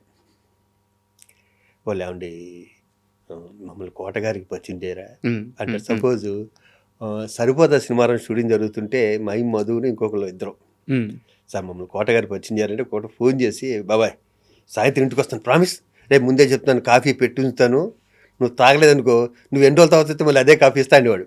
తాగరా మీరు పెట్టినాక? కానీ టైంకి వస్తానా రాను అని తన ఉద్దేశం. అంటే ఎప్పుడు తను ఫోన్ చేసి రమ్మంటాడు. నేను ఫోన్ చేశాను, నువ్వంటే చాలా ఇష్టపడే 2 వ్యక్తులు ఉన్నారు, సరదాకి చెప్పి నీ దగ్గర కూర్చుంటారంట అని తీసుకెళ్ళా. ఎంటర్ అయిన దగ్గర నుంచి ఒక ½ అవర్ తర్వాత వాళ్ళిద్దరికి చెవటలు పెట్టినాయి. నీలాగా వాళ్ళిద్దరికి గడ్డలు ఉంటాయి. మా వాడికి గడ్డ అంటే ఇష్టం ఉంటుంది. అవును.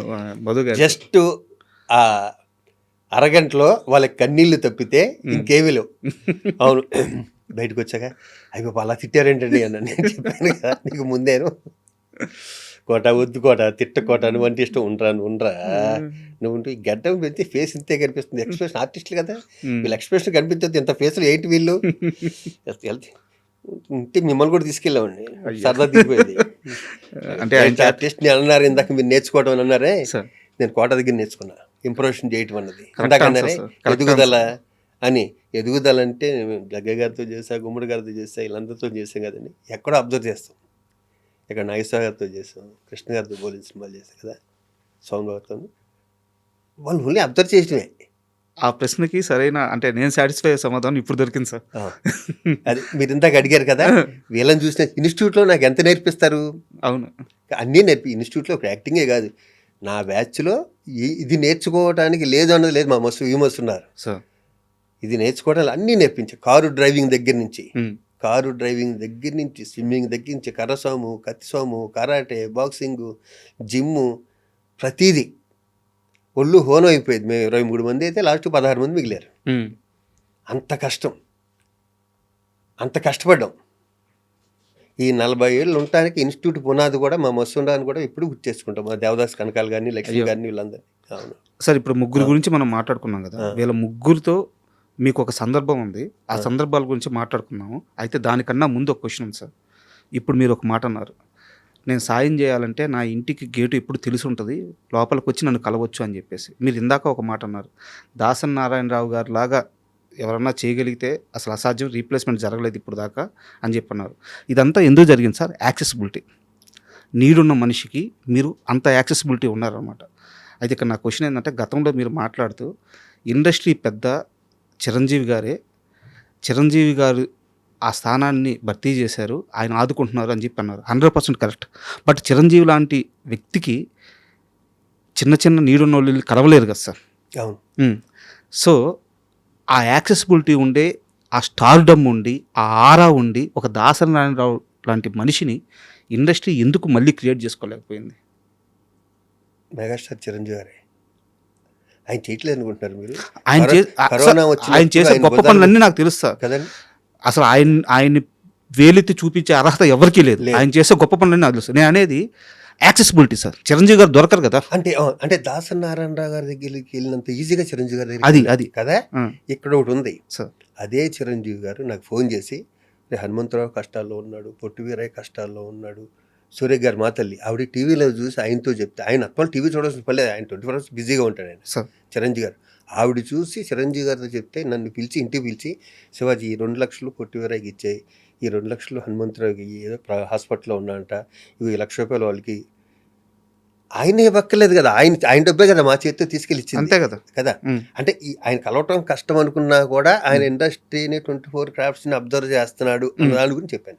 కరెక్ట్. అంటే దీనికోసం అడిగింది. నేను తమ్మారెడ్డి గారిని ఇంటర్వ్యూ చేశాను. తమ్మారెడ్డి గారిని ఇదే క్వశ్చన్ అడిగాను. చిరంజీవి గారు సహాయం చేయడానికి రెడీగా ఉన్నారు. ఆయన చెయ్యి ఎప్పుడు సహాయం చేయడానికి రెడీగా ఉంటుంది. ఆయన చుట్టూ మీలాంటి వాళ్ళు ఎవరైనా ఒక 3, 4 ఉండి అన్ని విధాల ఇండస్ట్రీస్ తరపు నుంచి యాక్సెస్ ఉండి సమస్యలు ఆయన దగ్గరికి అన్ని తీసుకెళ్ళగలిగితే దాసర్ గారి స్థానం భర్తీ అయిపోయింది కదా. ఎందుకు అది జరగట్లేదు? ఎందుకు ఆ టీం ఫామ్ అవ్వట్లేదు? మరి ఆయన హెల్ప్ చేస్తూనే ఉన్నాడు. ఇప్పుడు చిరంజీవి గారింటికి దాసరి గారింటికి వెళ్ళినట్టు చిరంజీవి గారింటికి వెళ్ళటం అంటే చాలా కష్టం. మన ఆ విషయం తప్పట్టడానికి లేదు. దాసరి గారు ఫస్ట్ నుంచి అలాగే ఉన్నాడు ఆయన, మద్రాసు నుంచి అలాగే ఉన్నాడు ఆయన. అసలు అదొక ఎరా అది కదా. చిరంజీవి గారి దగ్గర ఇప్పుడు ప్రతి వాళ్ళు వెళ్ళాలంటే ఆయనకున్న దీనికి కష్టం. అది ఫస్ట్ నుంచి అలవాటు అవడంతో ఉంటుంది. దానికుండా అంత స్టార్డమ్ ఉన్న వ్యక్తిని కలవటం కానీ ఆయన చేయటం మంటలేదుగా. అవును. మనకు కావాల్సింది ఏంటి, ఆయన కలిసాడా లేదా అన్నది కాదు, ఆయన ద్వారా మనం హెల్ప్ పొందామా లేదా అన్నది కావాలి అంతే. అవును. దాంట్లో ఎక్కడ మీకు చిన్నది కూడా తేడా ఉండదు చిరంజీవి గారి విషయంలో. అయ్యో మేమేంటి రాస్తున్నాం సార్ మా చేతులతో. ఆయన వాళ్ళకి సహాయం వీళ్ళకి సహాయం 12 చేతులతో ఇచ్చానంటున్నారు చెక్కులు. అవును, మీరు ప్రత్యక్ష సాక్షి. అవును, సూపర్. అండ్ చిరంజీవి గారికి సంబంధించింది ఇంకో ప్రశ్న ఉంది సార్. ప్లీజ్. మీరు చిన్నప్పటి నుంచి చిరంజీవి గారిని ఇన్స్పిరేషన్గా తీసుకొని ఇండస్ట్రీలోకి వచ్చాను అని చెప్పి చాలాసార్లు చెప్పారు. ఈ రోజు ఇక్కడ కూర్చున్న ఈ క్షణం వరకు కూడా ఆయనే చెప్పారు. ఏ రోజు కూడా మీరు ఈ మాట మార్చలేదు, వేరే మాట చెప్పలేదు. చెప్పను కూడా. అయితే మీరు చిరంజీవి గారితో అసలు సినిమాలే చేయలేదు. దానికి నా క్వశ్చన్ కంప్లీట్ ప్లీజ్ మాట్లాడుకుందాం. మీరు చిరంజీవి గారితో అసలు సినిమానే చేయలేదు, కానీ మీరు ఎక్కువ సినిమాలు చేసింది బాలకృష్ణ గారితో. ఏ రోజన్నా ఏమయ్యా శివాజీ నువ్వేమో పొగిడేది చిరంజీవిని, సినిమాలు ఏమో నాతో చేస్తున్నామని తమాషగా అయినా సెటైర్గా కానీ ఎప్పుడైనా బాలకృష్ణ గారు అన్నారా? బాలకృష్ణ గారు అనలేదు, కానీ బాలకృష్ణ గారు పక్కన ఒక అతను ఉంటాడు నాకు ఫ్రెండ్ బాగా. రాజమండ్రిలో బాలయ్య బాబు షూటింగ్ ఎక్కడైనా జరిగితే తను వస్తుంటాడు. తను అన్నాడు ఇతనేమో పొగిడేదేమో అక్కడ సినిమాలన్నీ మాని అన్నట్టు. బాలయ్య బాబు వాళ్ళు అవన్నీ దాటిపోయారబ్బా, ఎక్కడికోను ఎన్ని వాళ్ళు పట్టించుకోడు అసలు. వాళ్ళు బంగారం, తను అసలు ఏం పట్టించుకోడు. తను ఏంటంటే మూడి ప్రేమ ఉంటే దగ్గర తీసుకుంటాడు, చిరాకు వస్తే దగ్గర రానివాడు, అంతే సింపుల్. ఇంకా అతనికి మూడోది నాకు తెలియదు. మరి కోపం వస్తే కోపం, ప్రేమ వస్తే ప్రేమ, అంతే. మనం దాన్ని అడ్జస్ట్ అయ్యి అతని ఫేస్ చూసి ఎలా దగ్గరికి వెళ్ళి ఒళ్ళు కూర్చోవాలా లేకపోతే దూరంగా ఉండాలి మనం డిసైడ్ చేసుకోవాలి. ఓకే, అవును, అంతే. అండ్ కాదంబరి కిరణ్ గారితో మీకు ఏమైనా ఇష్యూస్ ఉన్నాయా? ఏమీ లేవు. రాజా రవీంద్ర గారికి ఏమైనా ఇష్యూస్ ఉన్నాయా? ఏమీ లేవు. అంటే ఇలా ఇంటర్వ్యూలో అడగొచ్చా లేదా నాకు పర్లేదు. కాదంబరి కిరణ్ గారి ఇంటర్వ్యూ కోసం నేను ప్రిపేర్ అవుతుంటే ఆయన ఒక ఇంటర్వ్యూలో ఒక మాట అన్నారు, చిరంజీవి గారికి నాకు ఒక వ్యక్తి కనెక్షన్ కట్ చేశాడు, ఆయన చుట్టూ ఉండేవాళ్ళు భీమవరం బ్యాచ్ కనెక్షన్ కట్ చేశారు, నా మీద లేనిపోని చెప్పారు అని చెప్పి. సార్ వాస్తవంగా చెప్తున్నాను, ఆయన ఎవరి పేరు చెప్పలేదు. నాకు వెంటనే స్ట్రైక్ అయింది, మీ ఇద్దరే భీమవరం బ్యాచ్ చిరంజీవి గారి దగ్గర ఉండేవాళ్ళు అంటే. సో ఇది నేను ఏమన్నా తప్పుగా అర్థం చేసుకున్నానా, ఆయన చెప్పింది కరెక్టా? నాకు కాస్త క్లారిటీ ఇవ్వండి. ఎందుకు కాదమ్మటికే ఫోన్ చేసి కనుక్కుందాం.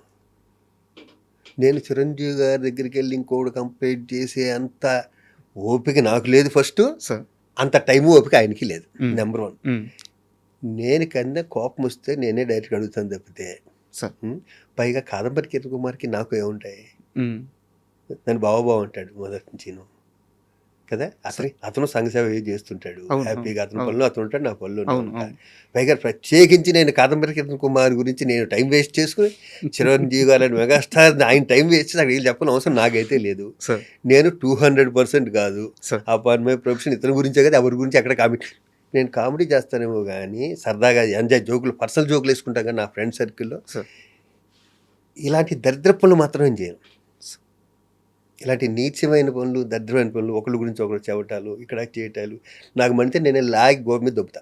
సార్ నా మెంటాలిటీ ఫస్ట్ నుంచి అలాగా, నా సెకండ్ పిక్చర్ నుంచి అలాగా ఉన్నా, ఇప్పటికీ అలాగే. ఉమ్. ఒకళ్ళని చూసి ఒకడు ఎదుగుతుంటే అని చూసి కుళ్ళిపోవటాలు, ఆడు పెద్దగారిలో తిరుగుతుంటే కులిపాడి మీద కామెంట్ చేయటాలు, అలా బుద్ధి కాదు నాది. నాది ఎంతసేపు ఈ క్షణం బతుకున్నాం, ఎంజాయ్ చేద్దాం, ఇది ఒక్కటే నా బ్రెయిన్. రెండోది ఉండదు అసలు. ఇలాంటి ప్రశ్నలు అడిగి కూడా వేస్ట్, దాన్ని అడగక్కర్లేదు కూడా. ఎందుకంటే 40 ఏళ్ళ నుంచి నన్ను చూస్తారు కదా, నేను ఆడి మీద ఈడి మీద కామెంట్ చేసే వాళ్ళు ఉంటారు.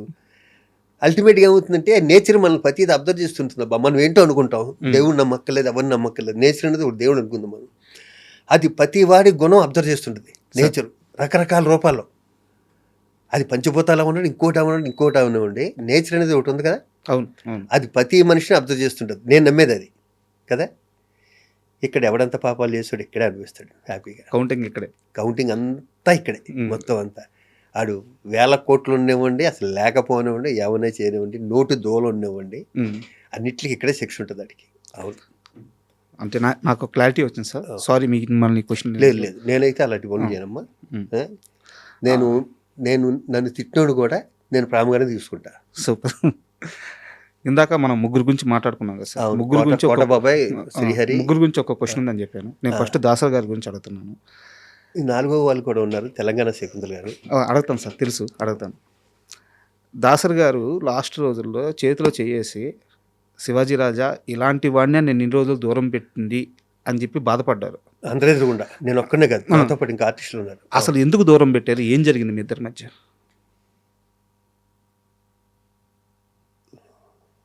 సార్ ఆయన మధ్య జరగటండి, తండ్రి కొడుకులు లాంటి వాళ్ళు, మహానుభావుడు అయినా. బట్ ఎందుకు దూరం పెట్టారు? దూరంగా పెట్టండి, ఎందుకో నేనేదో షార్ట్ టెంపర్డు అన్న దాంట్లో ఆయన బ్రెయిన్లో ఉండిపోయాడు. వీడు టెంపర్గా వీడు అని, వీడికి నడువు వంగదు, రకరకాలు ఉంటాయి దీంట్లో, గుర్తుపెట్టుకోండి మీరు. వీడి షార్ట్ టెంపర్ గాడు, వీడి మీద కంప్లైంట్లు వస్తున్నాయి మనకి. అదే ఎదవలు ఉంటారు ఎందుకు అనుకున్నాగా, ఎవడో ఏదో చెప్పుంటాడు, దానివల్ల ఏదన్నా ఆయన కోపం ఉండొచ్చు, దూరం పెట్టాడు. దానికి తోడు నేను ఒక మాట అనేసాను ఆయన ఒకసారి, ఇది చదువుదాం ఏం పర్లే, ఉన్నదన్నట్టు చెప్పుకోవడానికి. శివాజీ ఒకసారి ఇంటికి రా అన్నాడు. ఎలక్షన్లో హాట్గా జరుగుతున్నాయి, నేనేమో రాజేంద్ర ప్రసాద్ని చెప్పాను, నేను కిరణ్, మా శ్రీరాము అందరూ. రాజేంద్ర ప్రసాద్కి వ్యతిరేకత ఉంది, మొత్తం అంతా వ్యతిరేకత ఉంది. నాకు తెలియదు ఇంతకు వ్యతిరేకత. నాకు రాజేంద్ర ప్రసాద్ అన్న వ్యక్తి మద్రాసులో మేమిద్దరం కలిసి యాక్ట్ చేస్తే నన్ను సపరేట్గా రూమ్లో కూర్చోబెట్టి ఇంట్లోంచి భోజనం తీసుకొచ్చి నాకు ముద్దలు కలిపి పెట్టేవాడు. నాకు అది చాలు, నాకు పెద్ద కోట్లు ఇవ్వక్కర్లా, ఆ చిన్న హెల్ప్ చాలు. నేను గుండెల్లో పెట్టేసుకోవడానికి, మీద పెట్టి మోసేసుకోవడానికి, నా మెంటాలిటీ అది. ఆడు నాకు అన్నం పెట్టాడు, అది చాలు. ఎవరిని చూసేవాడు కాదు ప్రసాద్ అన్నయ్య, నన్ను మాత్రం సపరేట్గా చూసేవాడు. నన్ను ఎప్పుడు రే భోజనం చేయకక్కడ, నువ్వు పైకి వచ్చే, అది బీజేపీలో జరగనివాడు, ఎక్కడ జరగనివాడు, నన్ను మాత్రం తనతో పాటు కూర్చోబెట్టుకునేవాడు. అప్పుడు తను హీరో, నేను క్యారెక్టర్ ఆర్టిస్ట్ని కదండి సార్. అలాగే కొంతమంది ఉంటారు, శుభలేఖ సుధాకర్ గారు. సార్ మీరు ప్రొడక్షన్ కార్లో వెళ్ళొద్దండి, నా కార్లో డ్రాప్ చేస్తాను. ఆయనకి ఏం పని సార్, నాకన్నా సీనియర్ శుభలేఖ సుధాకర్ గారు. దాన్ని ఎక్కడో బీజేపీలో షూటింగ్ జరిగితే ప్రొడక్షన్ గారు అంటే 4-5 ఎక్కిస్తారు. అప్పుడు కెరీర్ స్టార్టింగ్లో ఇంత ఫస్ట్ సినిమా ఇంత క్యారెక్టర్లు ఇస్తున్నప్పుడు నేను ఇంకా హీరో కాలే. ఈ రోజుకి నేను శుభలేఖ సుధాకర్ గుర్తుపెట్టుకుంటా, ఈ రోజుకి నేను సుధాకర్తో గుర్తు చేస్తూనే ఉంటా. యూనిట్లో ప్యాకప్ అవగానే సుధాకర్ గారు చేసే పని అని చెప్పమంటారా, ప్రతి చిన్న లైట్ బాయ్కి సరే వెళ్ళొస్తానమ్మా, వెళ్ళొస్తానే, నేను అదే ఫాలో అవుతాను. సూపర్ కదా, మంచి నేర్చుకోవచ్చు. అలాంటి రాజేంద్ర ప్రసాద్ని అంతకుముందు కూడా 10 ఏళ్ళ క్రితం నన్ను కొంచెం నీకు గ్రిప్ ఉంది కదరా మూవీ ఆర్టిస్టులు, నీ మాట వింటారు, నేను నుంచుంటానంటే అప్పుడు నేను హెల్ప్ చేయలేకపోయా. అప్పుడు మురళీమోహన్ గారు నుంచుంటే నేను మురళీమోహన్ గారి సైడ్ ఉన్నా. ఎందుకంటే మురళీమోహన్ గారు ఇంట్లో పుట్టిన సంస్థ ఇది, మూవీ ఆర్టిస్ట్, ఆ గౌరవం ఉంది. అది నాకు ఒక షూటింగ్లో గుర్చేశాడు. వేరే లాస్ట్ 10 ఏళ్ళ క్రితం మీ ఇంటికి వస్తే నువ్వు ఇలా అన్నావు అని ఒక సినిమాలో గుర్చేస్తే ఇప్పటి నువ్వు నుంచోపోని అన్నా, మాటిచ్చాను. ఎందుకంటే పెద్దవాడు ఎవరో ఒక ఆయన మురళీమోహన్ గారికి ఏదో నుంచోనో లేకపోతే ఇలాంటిది ఏదో వచ్చింది డిస్కషన్, ఇది కాదు, ఇలాంటి డిస్కషన్ వచ్చింది. ఈ మొక్క కాకపోవచ్చు, వస్తే నువ్వు నుంచో అన్నాడు. మరి నువ్వు ఉంటావా? పక్కన ఉన్నాడు. నేను ఉంటాలే, ఉమ్, నేను సెక్రటరీ చేస్తాను, నువ్వు ప్రెసిడెంట్ చేయి. అప్పటికి నేను ప్రెసిడెంట్ క్యాండిడేట్ని.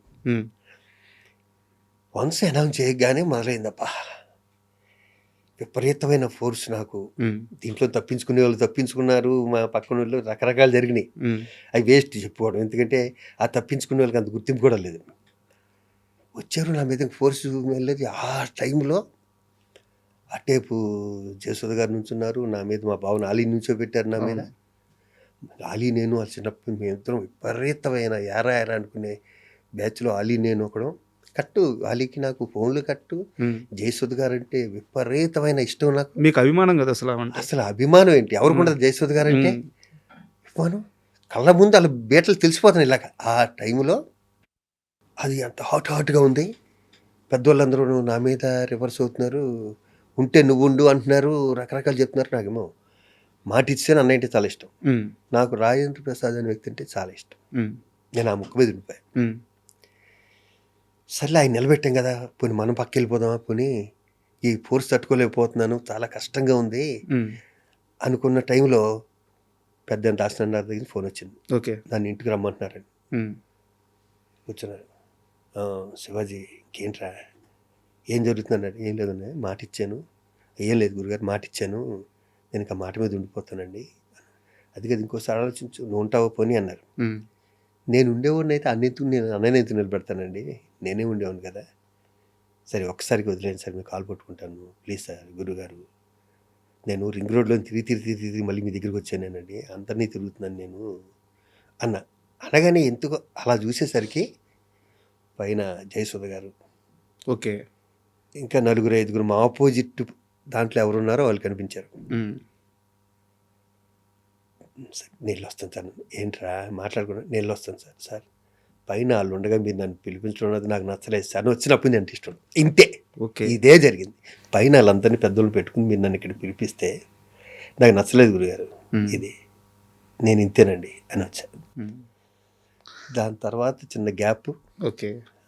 భరద్వాజ గారు ఇల్లు ఉంటారు కదా, శ్రీ కళ్యాణ్, వాళ్ళందరూ నా గురించి, వాళ్ళందరికీ నన్ను మొదటి నుంచి చూస్తారు కదా వీళ్ళందరూ, వాళ్ళందరికీ చెప్పుంటారు. తర్వాత సో అది జరిగింది అయితే అది చివరి రోజుల్లో అర్థమైందంత. అది ఇన్నాళ్ళు నేను మిస్ అయ్యాను నేను అన్నాడు. అండ్ నెక్స్ట్ శ్రీహరి గారి క్వశ్చన్ అడిగే ముందు దీని కంటిన్యూటీ క్వశ్చన్ ఒకటి అడుగుతాను సార్. ఇంత కష్టపడ్డారు, దాసరి గారు అంత పెద్ద ఆయనకు కూడా మీరున్న పరిస్థితి చెప్పుకొని బయటకు వచ్చారు. ఓన్లీ రాజేంద్ర ప్రసాద్ గారికి మాట ఇచ్చాననే ఇంత కష్టపడ్డారు మీరు. ఇండస్ట్రీలో చాలామంది శత్రువులు చేసుకున్నారు, కానీ మీరు కానీ కాదంబరి గారు కానీ మీరంతా కష్టపడి గెలిపించిన రాజేంద్ర ప్రసాద్ అధ్యక్షుడు అయిన తరువాత మీరంతా ఒక్క రోజన్నా సాటిస్ఫాక్షన్గా ఉన్నారా? సమస్యలు రాలేదా? అనవసరంగా గెలిపించామని బాధపడలేదా? అనవసరంగా గెలిపించామని అనుకోలే. ఇక్కడ సమస్యలు ఎందుకు వస్తాయంటే, నా చేతిలో కోట శ్రీనివాసరావు గారు ఓడిపోయాడు, నా చేతిలో మా బావ అలీ కూడా ఓడిపోయాడు. ఆ ఫంక్షన్లో ఓడిపోయిన వాళ్ళకి కోపం ఉండదు మన మీద? ఉంటుందా ఉండదా? ఓడిపోయిన వాళ్ళకి ఉంటుంది కదా. అది లేకుండా చేసుకున్నాను వెంటనే. నేను మా బావ దగ్గరికి నేనే పర్సనల్గా అలీ దగ్గరికి వెళ్ళి మేము హక్ చేసుకుని, దాని తర్వాత 2 నెలల తర్వాత అలా కోటబాబుకి కూడా అయిపోయింది. ఇక్కడ ఏమొచ్చిందంటేనండి, ఇక్కడ నాకున్న ఎక్స్పీరియన్స్ రాజేంద్ర ప్రసాద్ గారికి లేదు. నాకన్నా పెద్ద ఆర్టిస్ట్ అవటం వేరు, ఎక్స్పీరియన్స్. అవునవును. మూవీ ఆర్టిస్ట్లో ఎక్స్పీరియన్స్ కావాలి. అక్కడ 10 మందికి నవ్వుతూ జాగ్రత్తగా చెప్పి వాళ్ళ ప్రాబ్లమ్ సాల్వ్ చేయాలి. తనున్న బిజీకి న్యాచురల్గా ఏంటంటే ప్రెసిడెంట్ అన్ని పనులు చేయట్లేదు, సెక్రటరీ చూసుకుంటాను. నేనే సెక్రటరీ ఉన్నప్పుడు, మా అన్నయ్య ప్రెసిడెంట్గా ఉన్నప్పుడు తను కూడా ఎప్పుడు ఆఫీస్కి వచ్చేవాడు. ఏ రోజు జరిగేది ఆ రోజు చెక్ చేసుకునేవాడు. మేము కూడా అప్పుడు కొత్త రూల్ పెట్టాం, ఎవరు ఆఫీస్కి వచ్చినా సంతకం పెట్టాలి కంపల్సరీ, ఎవరెన్నిసార్లు వస్తున్నారు ఆఫీస్ జనరల్ బాడీలు చూద్దాం ఓకే అని పెట్టుకునేవాళ్ళు. రాజేంద్ర ప్రసాద్ గారి వల్ల ప్రాబ్లం ఏమవుతుంది అంటే, టక్కన ఒక మాట అతని లోపల ఇది అనాలని ఉండదు, అది ఇక్కడి నుంచే వస్తుంది. ఓకే. ఆ సీనియారిటీలోనూ ఇంకో దాన్నో అనుకుంటే అసలు అనేస్తారు కదా, అలా 1-2 సార్లు దాన్ని సర్ది చెప్పుకుని మడత పెట్టుకోవడంలో కొంచెం బాధపడిన విషయాలు ఉన్నాయి తప్పితే వేరే ఏ విషయంలో లేదు, ఏ విషయం లేదు, కొంచెం కూడా లేదు. నేను ఉన్నట్టు చెప్పాలి కాబట్టి ఇది చెప్పేశా. 1-2 సార్లు ఏదో మాట స్లిప్ అవ్వడం వల్ల దాన్ని సెక్రటరీగా నేను కవర్ చేసుకుని ఆయన కవర్ చేసుకుని వదిలే అని చెప్పుకోవడం జరిగింది. కాదంబరి గారు అలిగి దూరంగా వెళ్ళిపోలేదా?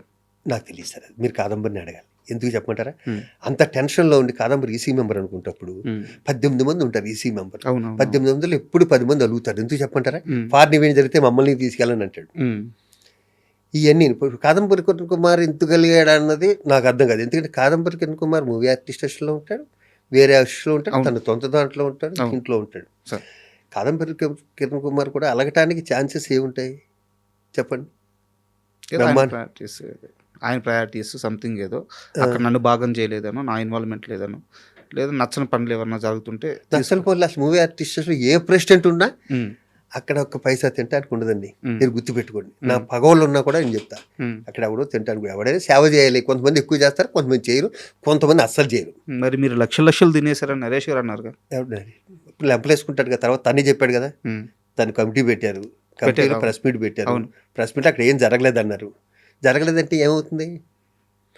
అలిగేషన్ చేసిన వాళ్ళు తప్పు అవుద్ది. అంతే అయింది. ఉమ్, అవును, ఇంకా దాని గురించి డిస్కషన్ ఎందుకు మనం? ఉమ్, అయిపోయిందిగా. ఉమ్, ఇప్పుడు నరేష్ అని మీరు ఎన్ని చెప్పినా నాకు ఇష్టం అయితే పోదు. ఉమ్, ఆ క్షణంలో తనకు అలా చేయాలనిపించింది, చేశాడు, ఉమ్, అయిపోయింది. ఇక్కడ కావాల్సింది నరేష్ నేను గొడవ, నేను రాజేంద్ర ప్రసాద్ కంఫర్ట్గా ఉన్నామో లేదే కాదు. ఉమ్, ఫుడ్ లేకుండా ఒక 200 మంది 300 చచ్చిపోతున్నారు. 300 మంది మూవీ ఆర్టిస్ట్ స్టేషన్లో. సార్ మనం బట్టలు బాగా వేసుకున్నాం, మనం వెండి బల్లెల్లో తింటున్నాం, నేను ఈ జ్యూస్ తాగుతున్నాను, ఇదిగో నా బెడ్షీట్లు ఎలా ఉంటాయి, ఉమ్, అవి కాదు కావాల్సింది. దాంట్లో 1% తీస్తే ఈ 200 మంది బతుకుతారు సార్ కదా. అది ఆలోచించేవాడు కావాలి అక్కడ, సార్. ఎవడైనా సరే. అండ్ శ్రీహరి గారి విషయం సార్, శ్రీహరి గారిది మీది స్నేహం గురించి ఈరోజు కొత్తగా నేను చెప్పాల్సిన అవసరం లేదు, మీరు చెప్పుకోవాల్సిన అవసరం కూడా లేదు, అందరికీ తెలుసు. అయితే ఇక్కడ నా క్వశ్చన్ ఏంటంటే, శాంతి గారు ఇంటర్వ్యూకి వచ్చినప్పుడు ఒక మాట అన్నారు, ఆయన చనిపోవడానికి కారణం ఆయన స్నేహితులే, ఆయనకి స్వతహాగా జాగ్రత్త ఉండదు, అలాంటి మనిషిని జాగ్రత్తగా ఉండమని స్నేహితులు చెప్పలేదు. నాకు తెలిసినంత వరకు మీలాంటి వాళ్ళు ఉన్నారు, ఆయన మంచి కోరుకునే స్నేహితులు కొంతమంది ఉన్నారు. ఇప్పుడు మీరు చాలాసార్లు చెప్పారు చూపించుకోమని చెప్పి, ముందు మానేయమని చెప్పేసి ఇట్లా. అండ్ అలాగే ఒక డైరెక్టర్ని నేను ఈ మధ్య ఇంటర్వ్యూ చేశాను.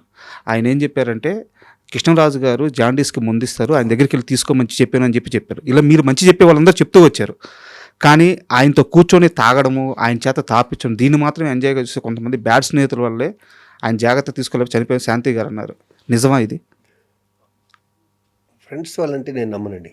అతనికి ఒక్కళ్ళు ఇద్దరు ఫ్రెండ్స్ కాదు. మ్మ్. పైగా మందు అంటారా, మా ఎంటైర్ కెరీర్లో మీ ఇద్దరం కలిసి ఒక 5 దేశాలు తగ్గుంటాం సార్ శ్రీహరి నేను. ఉమ్, ఆ,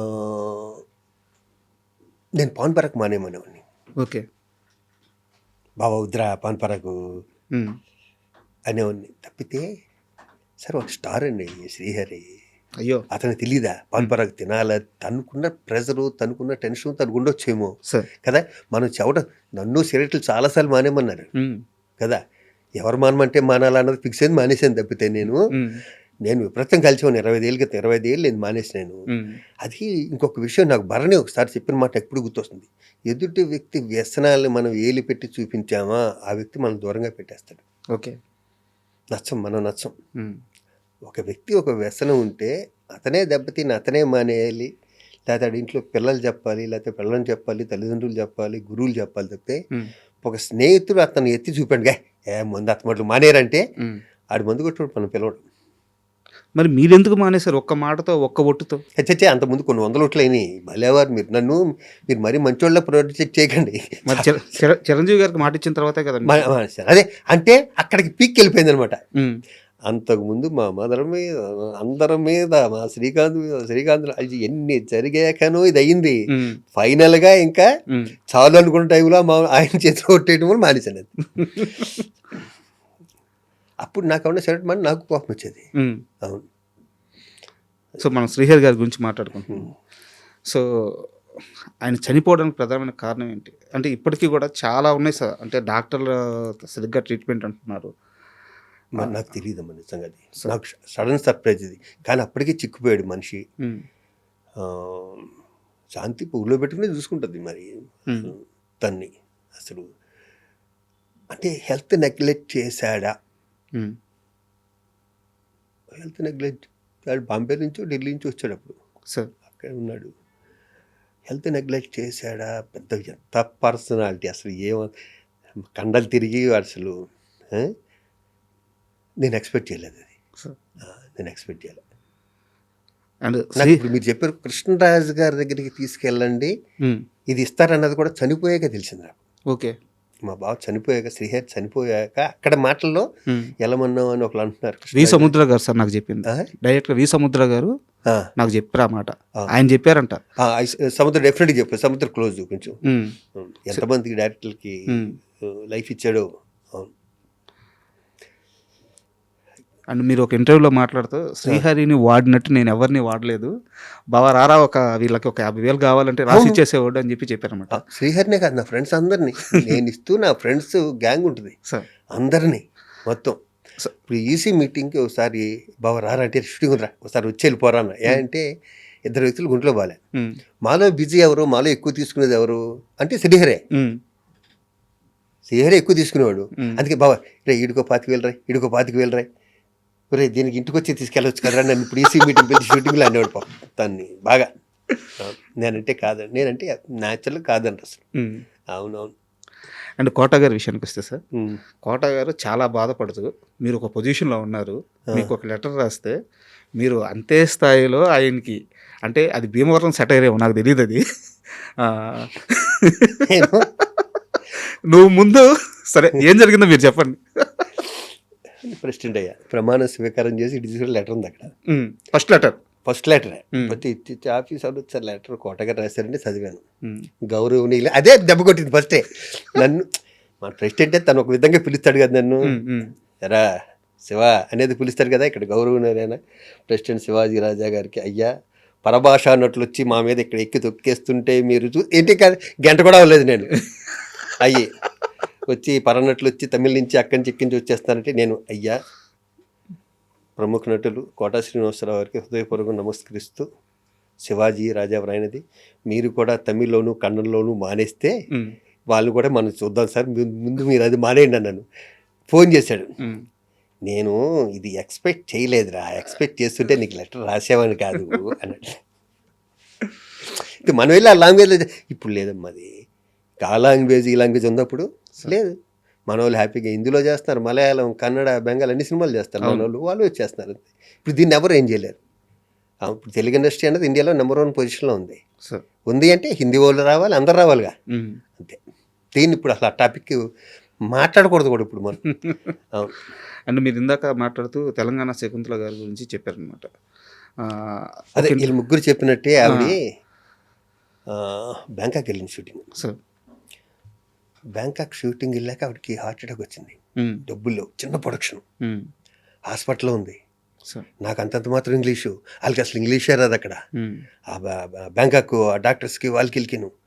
నేను మధ్యలో ఎవరినో ఒకరిని పట్టుకుని అక్కడ ప్రొడక్షన్ వైజ్ ఆడుతూ మొత్తానికి వెళ్తే, నేనున్నాను, నేను చూసుకుంటానమ్మా, మీకెందుకు, మేము ముందు ఇక్కడికి రండి, మిగతా అంతా నేను చూసుకుంటానని చెప్పి వచ్చేస్తే ఆవిడ ఆ రోజు ప్రెస్ మీట్ చెప్పింది, నాకు శివాజీ ఉంటే చాలు, నాకు ఎవరు ఇందాకన్నా శివాజీ రాజు ఉంటే చాలు, నాకు ఎవరు లేకపోయినా పర్లేదు, వాడు నన్ను బంగారంలో చూసుకుంటాడని. ఆవిడ చనిపోయాక ఆవిడని ఐస్ పెట్టి తీసుకొస్తారు కదా, దాని మీద శివాజీ అని ఉంది. దేవుడు తట్టుకోలేకపోయాడు. అవును, ఆవిడ మాట నిలబెట్టుకుంది. అంటే కంపెనీ పేరు అదే ఏదో మొత్తానికి. అంటే ఆవిడ బ్యాంకాక్లో ఉన్నా కూడా నేను ఇప్పుడు పదవులు కూడా లేను. నేను బ్యాంకాక్లో కూడా ఇలా కొంచెం పెద్దోళ్ళకి ఏదో నాకు సచ్చినట్టు కేకేల్ సత్యనారాయణ గారు కానీ మేమంతా రోజు ఫోన్ చేసుకునే టైపే. అవును, అంత పెద్ద అయినా అంత సీనియర్ అయినా కూడా వాళ్ళు నాతో వాళ్ళకి బిహేవియర్ నేను కంఫర్ట్గా ఉంటాను వాళ్ళకి. అవును. అండ్ తేజ గారి విషయానికి వస్తే సార్, చాలామంది ఈ మధ్య ఇంటర్వ్యూ చేస్తా తేజ గారు చాలామంది పరిచయం చేస్తారు కదా, వాళ్ళందరూ ఇంటర్వ్యూ చేస్తా ఒక అతను అడిగాను, తేజ గారు మిమ్మల్ని కొట్టారా అని అడిగాను. నన్ను కొట్టలేదు కానీ కొట్టుంటే బాగుండేదని చెప్పి సినిమా అంతా బాధపడ్డాను, ఎందుకంటే తేజ గారు కొట్టిన ప్రతి ఒక్కరు స్టార్ అయిపోయారు. ఎందుకంటే తేజ గారితో మీకున్న అసోసియేషన్ ప్రత్యేకంగా చెప్పాల్సిన అవసరం లేదు. నాకు చాలా ఇష్టం తేజ అంటే. తేజకి నేనంటే తేజని నేను ఇష్టపడే కన్నా నన్ను ఎక్కువ తేజ ఇష్టపడతాను. ఎందుకంటే ఎవరో ఒకరు సబ్జెక్ట్ చెప్పడానికి వెళ్ళి ఇలా షూటింగ్ చేస్తారు, ఈ క్యారెక్టర్ శివాజీరాజు ఏం సరే, అతని సినిమాలే కాదు, అతని దగ్గరికి ఎవరో సబ్జెక్ట్ చెప్పడానికి వెళ్తే మొన్న మధ్య జరిగింది. నేనంటే అంత ఇష్టం, చాలా ఇష్టం. అంటే కొడతాడు అంటే కొట్టడు కానీ సడన్గా కోపం వస్తుంది, అది ఎందుకు వస్తుందో తనకు కూడా అర్థం కాదు. వచ్చేస్తుంది. టక్కన వస్తుంది కోపం. ఆ, వచ్చి ఒక 10 నిమిషాలు కొంచెం పిన్ డ్రాప్ సైలెంట్గా ఉంటే మళ్ళీ మామూలుగా మళ్ళీ షూటింగ్ మామూలుగా జరుగుతుంది. భరణి అన్న నేనన్నా చాలా ఇష్టం. మేమిద్దరం చాలా క్లోజ్గాను.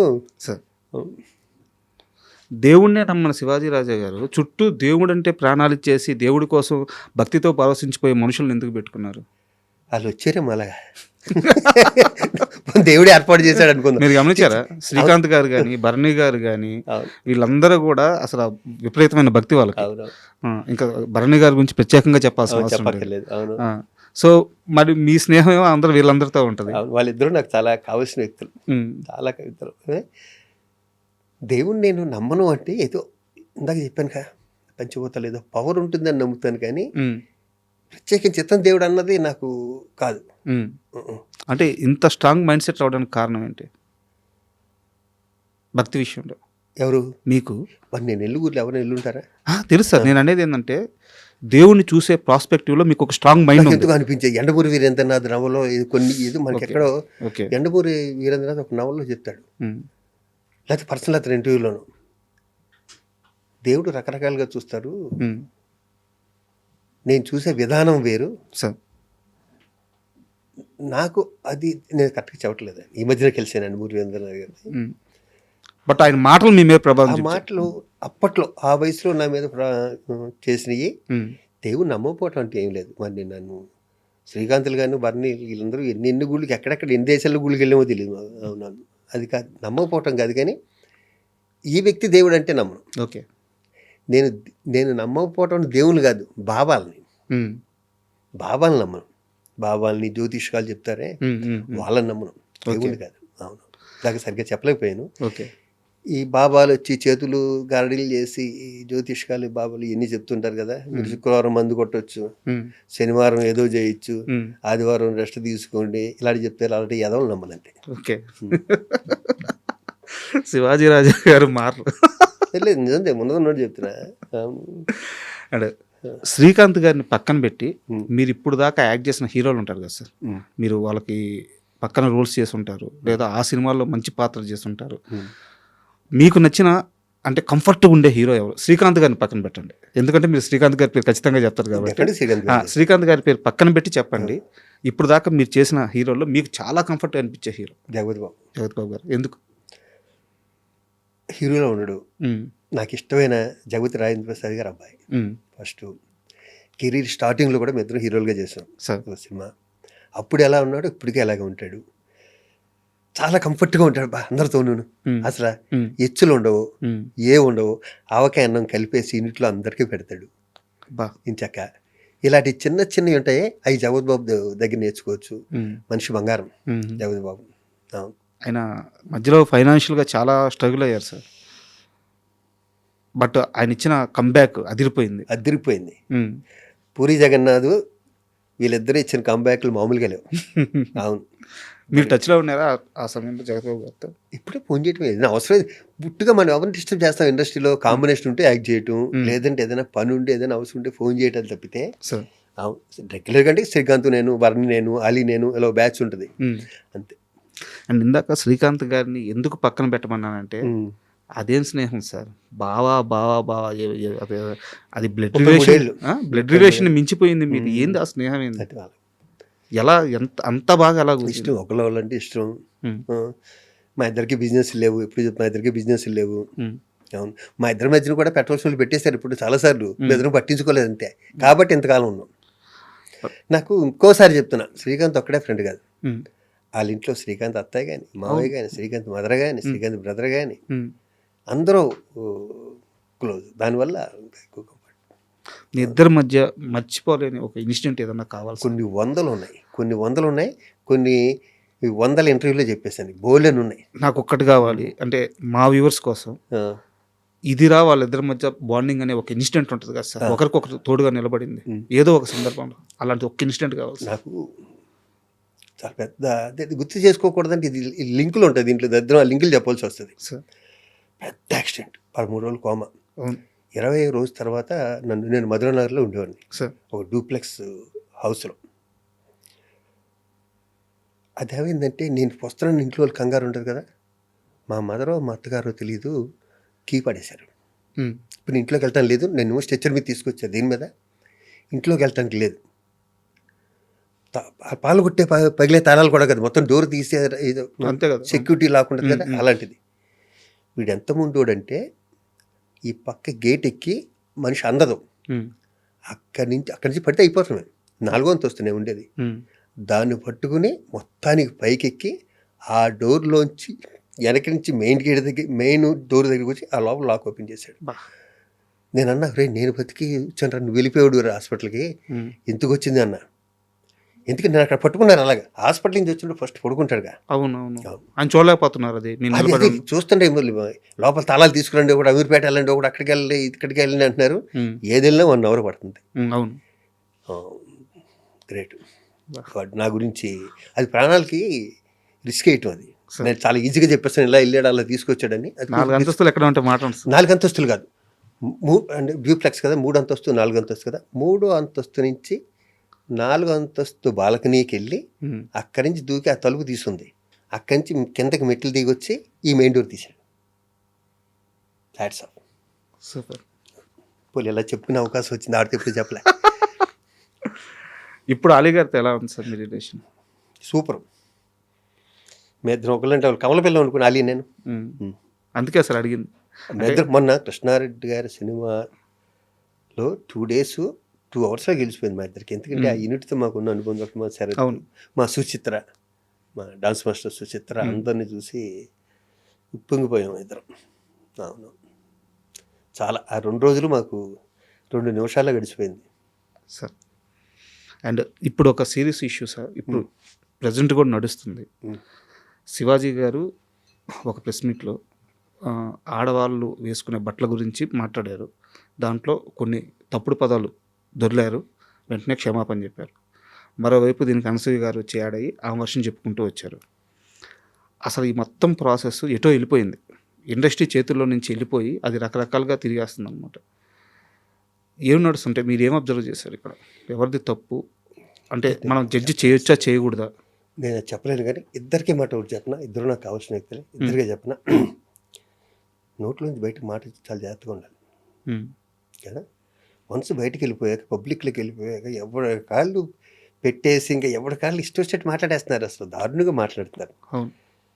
ఇద్దరు ఏం చేయాలంటే, ఫస్ట్ వాళ్ళ బర్త్డేలు వస్తాయి కదా, నాకు ఇద్దరు పరిచయం ఉంది కాబట్టి వాళ్ళ బర్త్డేలకి ఒక 100-150 రగ్గులు తీసుకుని బట్టలు లేకుండా రోడ్డు పక్కన పడుకుంటారు కదా పాపం, లేని వాళ్ళు వీళ్ళును, వాళ్ళందరికీ కప్పేసి వచ్చేస్తే ఈ పాపరక్షణ జరిగిపోద్ది, అది కూడా ఊరుకుంటారు. అది నేనైతే అదే కోరుకుంటున్నాను. నాకు ఇప్పుడు వచ్చిన ఐడియా ఏంటంటే, ఓల్డ్ సిటీ నుంచి ఇక్కడ దాకా ఇద్దరు ఫైనాన్షియల్గా వెల్ సెటిల్ కదా, ఇద్దరూ మంచోళ్ళే.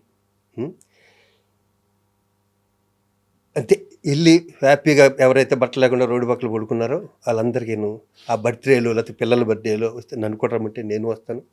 నేను ఒక 50 రగ్గులు నేను కూడా స్పాన్సర్ చేసి వాళ్ళతో పాటు నేను కూడా కప్పొస్తాను. నా బర్త్డేలకు ఎప్పుడు నేను చేసే పని అది. ఈ క్యాన్సర్ హాస్పిటల్ ఉంది కదా, అక్కడ అందరికీ నేను బట్టలు పెడతాను, అందరికీ భోజనం పెడతాను. అది శివాజీ రాజా గారిని ఫైనాన్షియల్గా కాపాడింది బుల్లితెర, వెండితెర, లేకుంటే ముందు జాగ్రత్తగా కొనిపెట్టుకున్న ఆస్తుల? 3 ఒకటి చెప్పాలి. 3 నిజంగా చెప్పనా,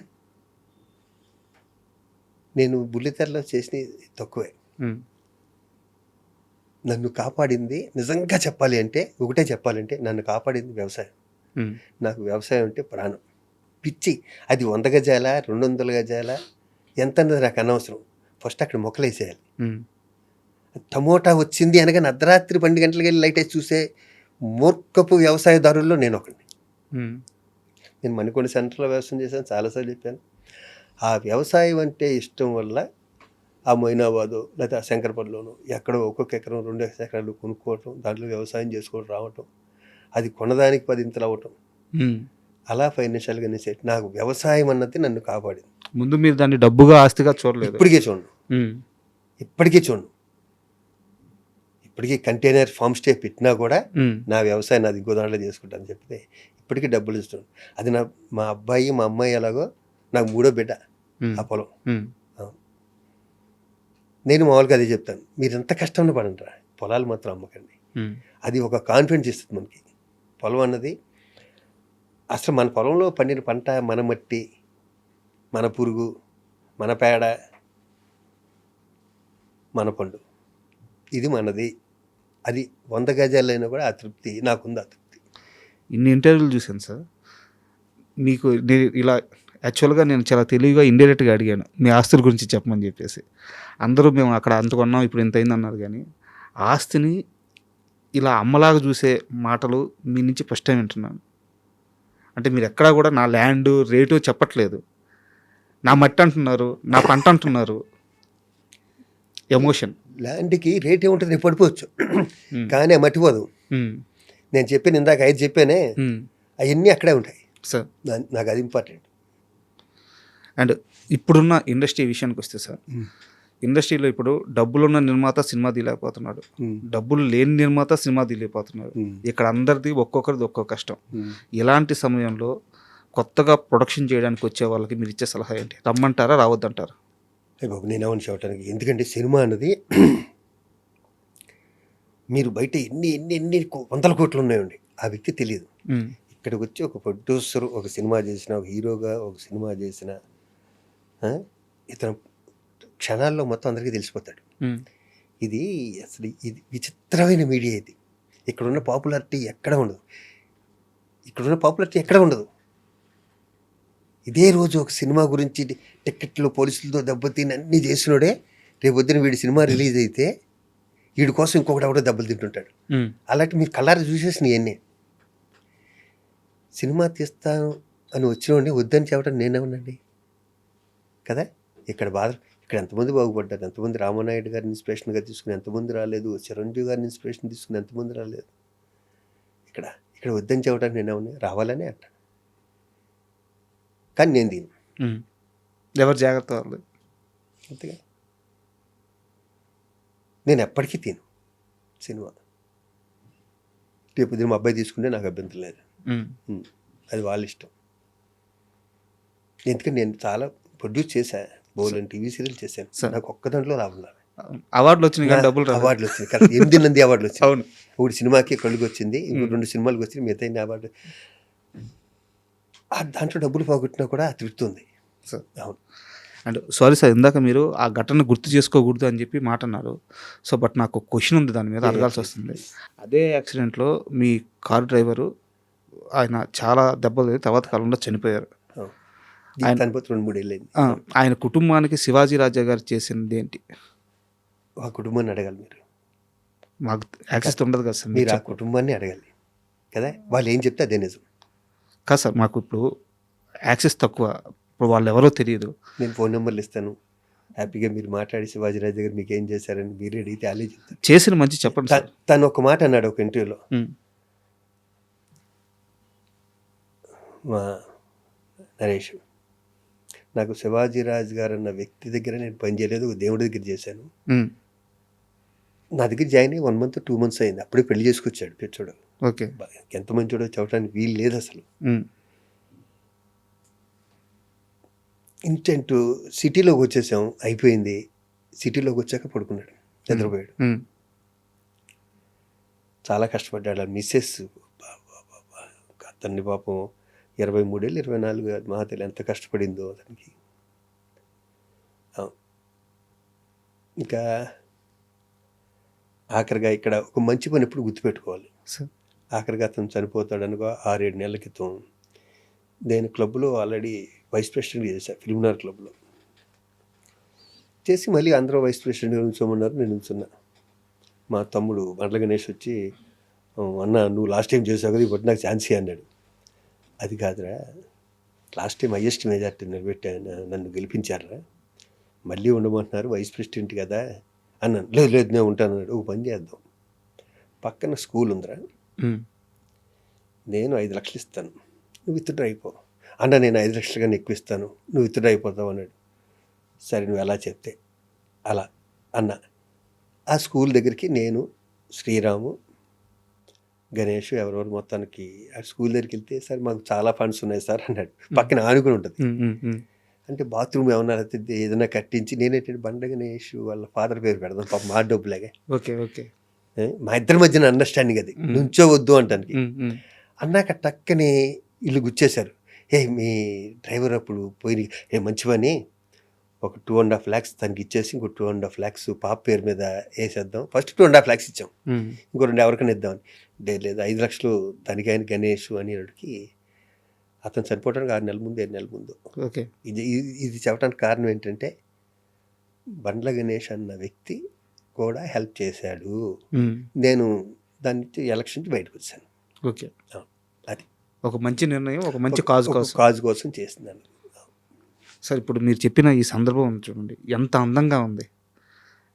మీరు తగ్గారు, అవసరం ఉన్న మనిషిని గెలిపించారు, పోటీగా వచ్చిన మనిషి చేత మంచి చేపించారు, ఎంత అందంగా ఉంది. అది పైగా మధ్య రిలేషన్ వేరు. ఇప్పుడు గణేష్తో నేను ఏ విషయంలోనూ పోటీ పడలేను, మాటలతో అతనితో పడలేను, నేను 0 మాటలు కదా. ఏ విధంగా నన్ను ఓడిస్తాడు మాటలతో, కానీ ఎలా అయినా కానివ్వండి. దాని ముందే ఓడిపోయి 5 లక్షలతో పంచి ఓడిపోయి బయటకు వచ్చేయడం బెటర్ నాకు అనిపించింది అప్పుడు. అంటే నా ప్రశ్న ఏంటంటే సార్, ఒక సిచ్యువేషన్ని ఇంత అందంగా హ్యాండిల్ చేసిన శివాజీ రాజా తనకంత ఆప్తుడైన నాగబాబు గారికి ఎందుకు వ్యతిరేకంగా పోవాల్సి వచ్చింది? అది తప్పు.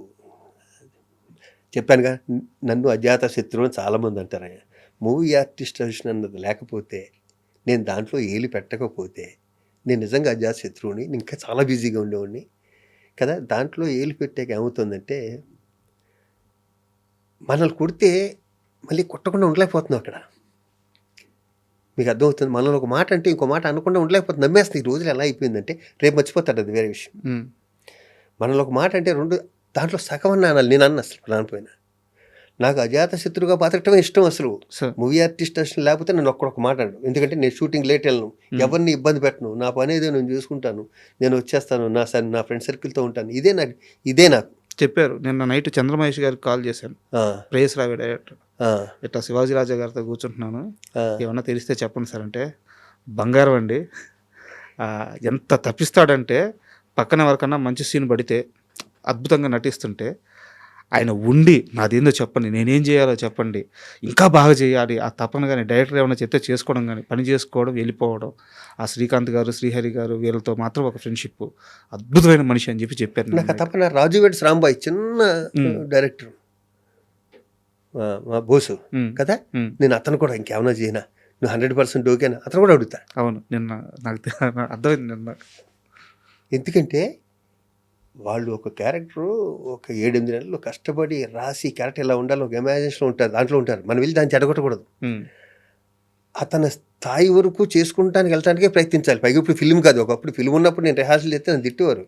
మా బ్రహ్మానందం వైవీజ్ అయితే, అబ్బా ఈ పిల్లోడితో వచ్చింది, అబ్బా నుంచోబెట్టి చంపేస్తాడు 10 రిహార్సల్స్ అంటే. నాకు ఏంటంటే ఫిల్మ్ వేస్ట్ చేయడం భయం, టైము ఫిల్మ్ 2 వేస్ట్ చేయాలి. షార్ట్కి వెళ్ళాక ఫిల్మ్ వేస్ట్ అవుద్ది.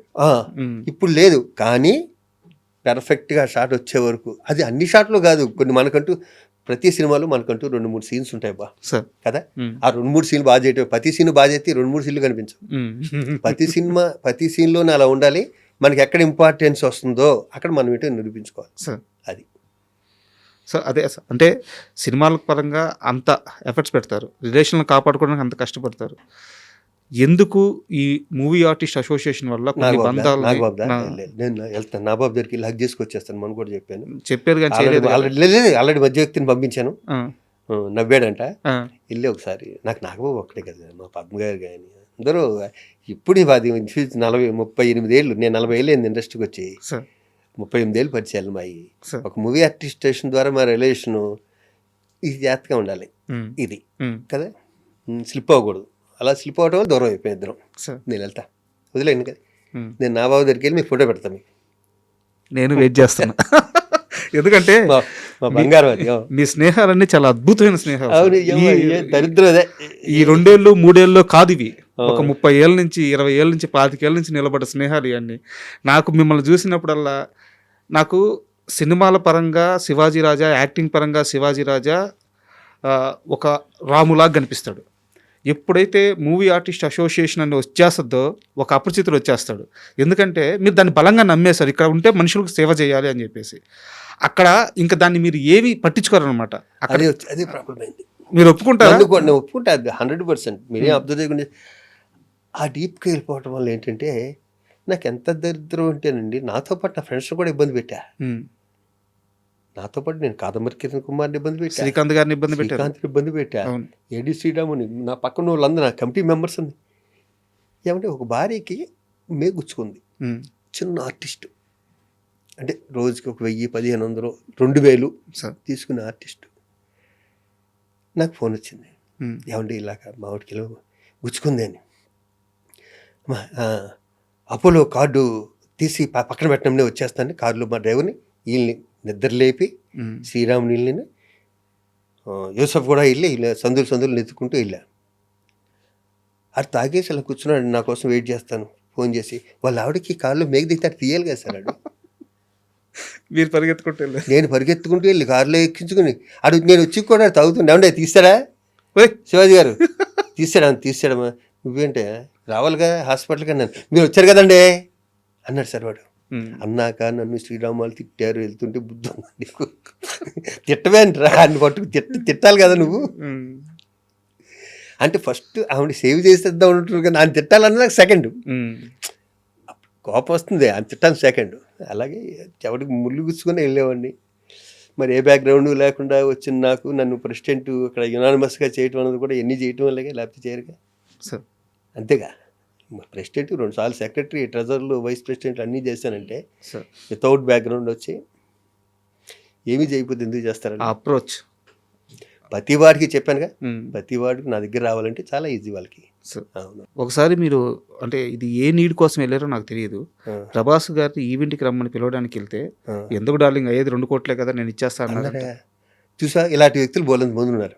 ఏ సందర్భం సార్ అది? ఇదే ఓల్డ్ ఏజ్ హోమ్కి. ఆ. ఓల్డ్ ఏజ్ హోము ఉమ్, ఇన్ని మంచి పనులు చేస్తున్నావు కదా శివాజీ, ఓల్డ్ ఏజ్ హోమ్ ఎందుకని గోల్డ్ ఏజ్ హోమ్ అని పెట్టి ఉమ్, మా ఎస్వి కృష్ణారెడ్డి గారు నా చాలా ఇష్టం, మా ఇద్దరు రిలేషన్, ఆయన కూడా తీసుకొచ్చి ఆయన దీంట్లోకి ఉమ్, ఉమ్, ఉమ్. తీసుకొచ్చి ఆయన వైస్ ప్రెసిడెంట్ చేసి నేను ఆయన కూడా ఇబ్బంది పెట్టాను దీంట్లో. అంటే ఏ సందర్భంలో అడిగారు మీరు ఈవెంట్కి అదే రమ్మని? చిరంజీవి గారిని వెళ్ళి వచ్చేసాక, ఆ. చిరంజీవి గారి డాలస్లో ప్రోగ్రామ్ చేసాం. ఓకే. ఒక 30 మంది ఆర్టిస్టులు తీసుకెళ్ళి నేను ప్రెసిడెంట్గా ఉండగా చేసి వచ్చాక ఇంకో ప్రోగ్రామ్ చాలు, వెంటనే ఇంకో ప్రోగ్రామ్ దేనికి వేరే వాళ్ళు లండన్లోనే ఎక్కడ ఒప్పుకున్నారు. సార్. ఎవరు ఒప్పుకుంటే ప్రభాస్ గారు వస్తే మేము తెస్తామండి ఉమ్, ఒక ప్రోగ్రామ్ కోటి ఇలా. నాకు మహేష్ బాబు గారు అసలు ఒప్పుకోడు కదా, ఆయనతో కూడా ఒప్పించా. ఉమ్. వెంటనే ఈయన ఎందుకు ఆ డబ్బులు ఇచ్చేస్తాను డార్లింగ్, 2 కోట్లు. ఇంతసేపు డిస్కషన్ కూడా లేదు, ఎలాగైనా ఒకటే ముక్క. ఉమ్, ఇదిగో ఈ ప్రోగ్రామ్ చేశాను, చిరంజీవి గారిని పట్టుకుని మీరు వస్తే ఎంత వస్తుంది, ఎందుకు నేను ఇస్తాను కదా, మంచి పనే కదా మీరు చేసేదని. ఉమ్, అన్నీ పోగొట్టేసుకున్నాం తెలుసా. ఈగోలికి పోయి అసోసియేషన్లోను ఈ పట్టి ఓల్డ్ ఏజ్ హోమ్ వచ్చేసేది. సార్.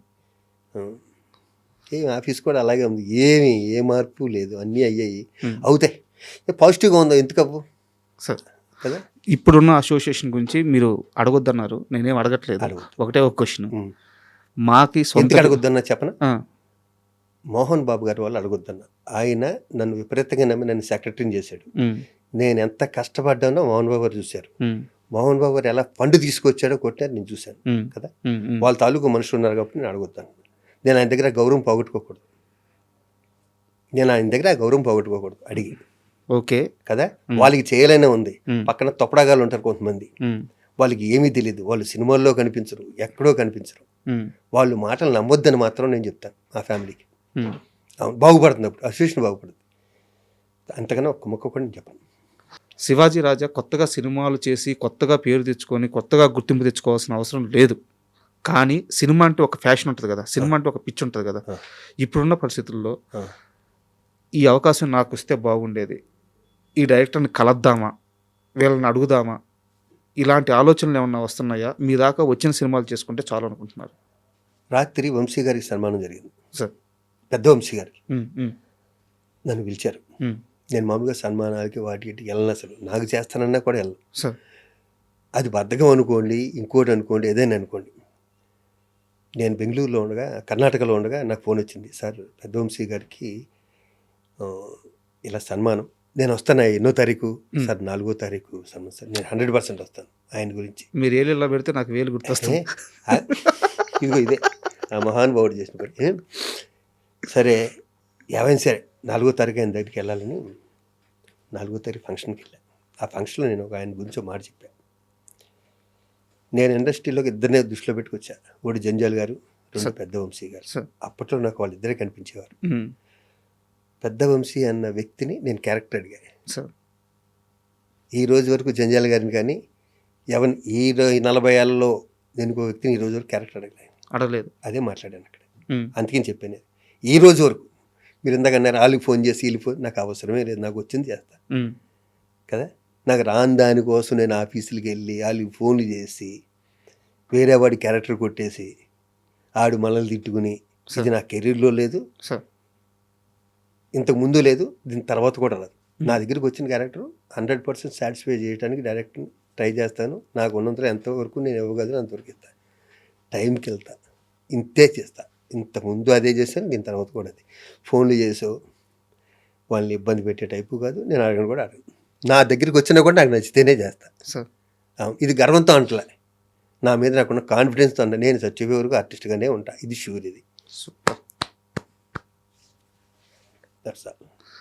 అండ్ ఇంటర్వ్యూ ముగిసింది సార్.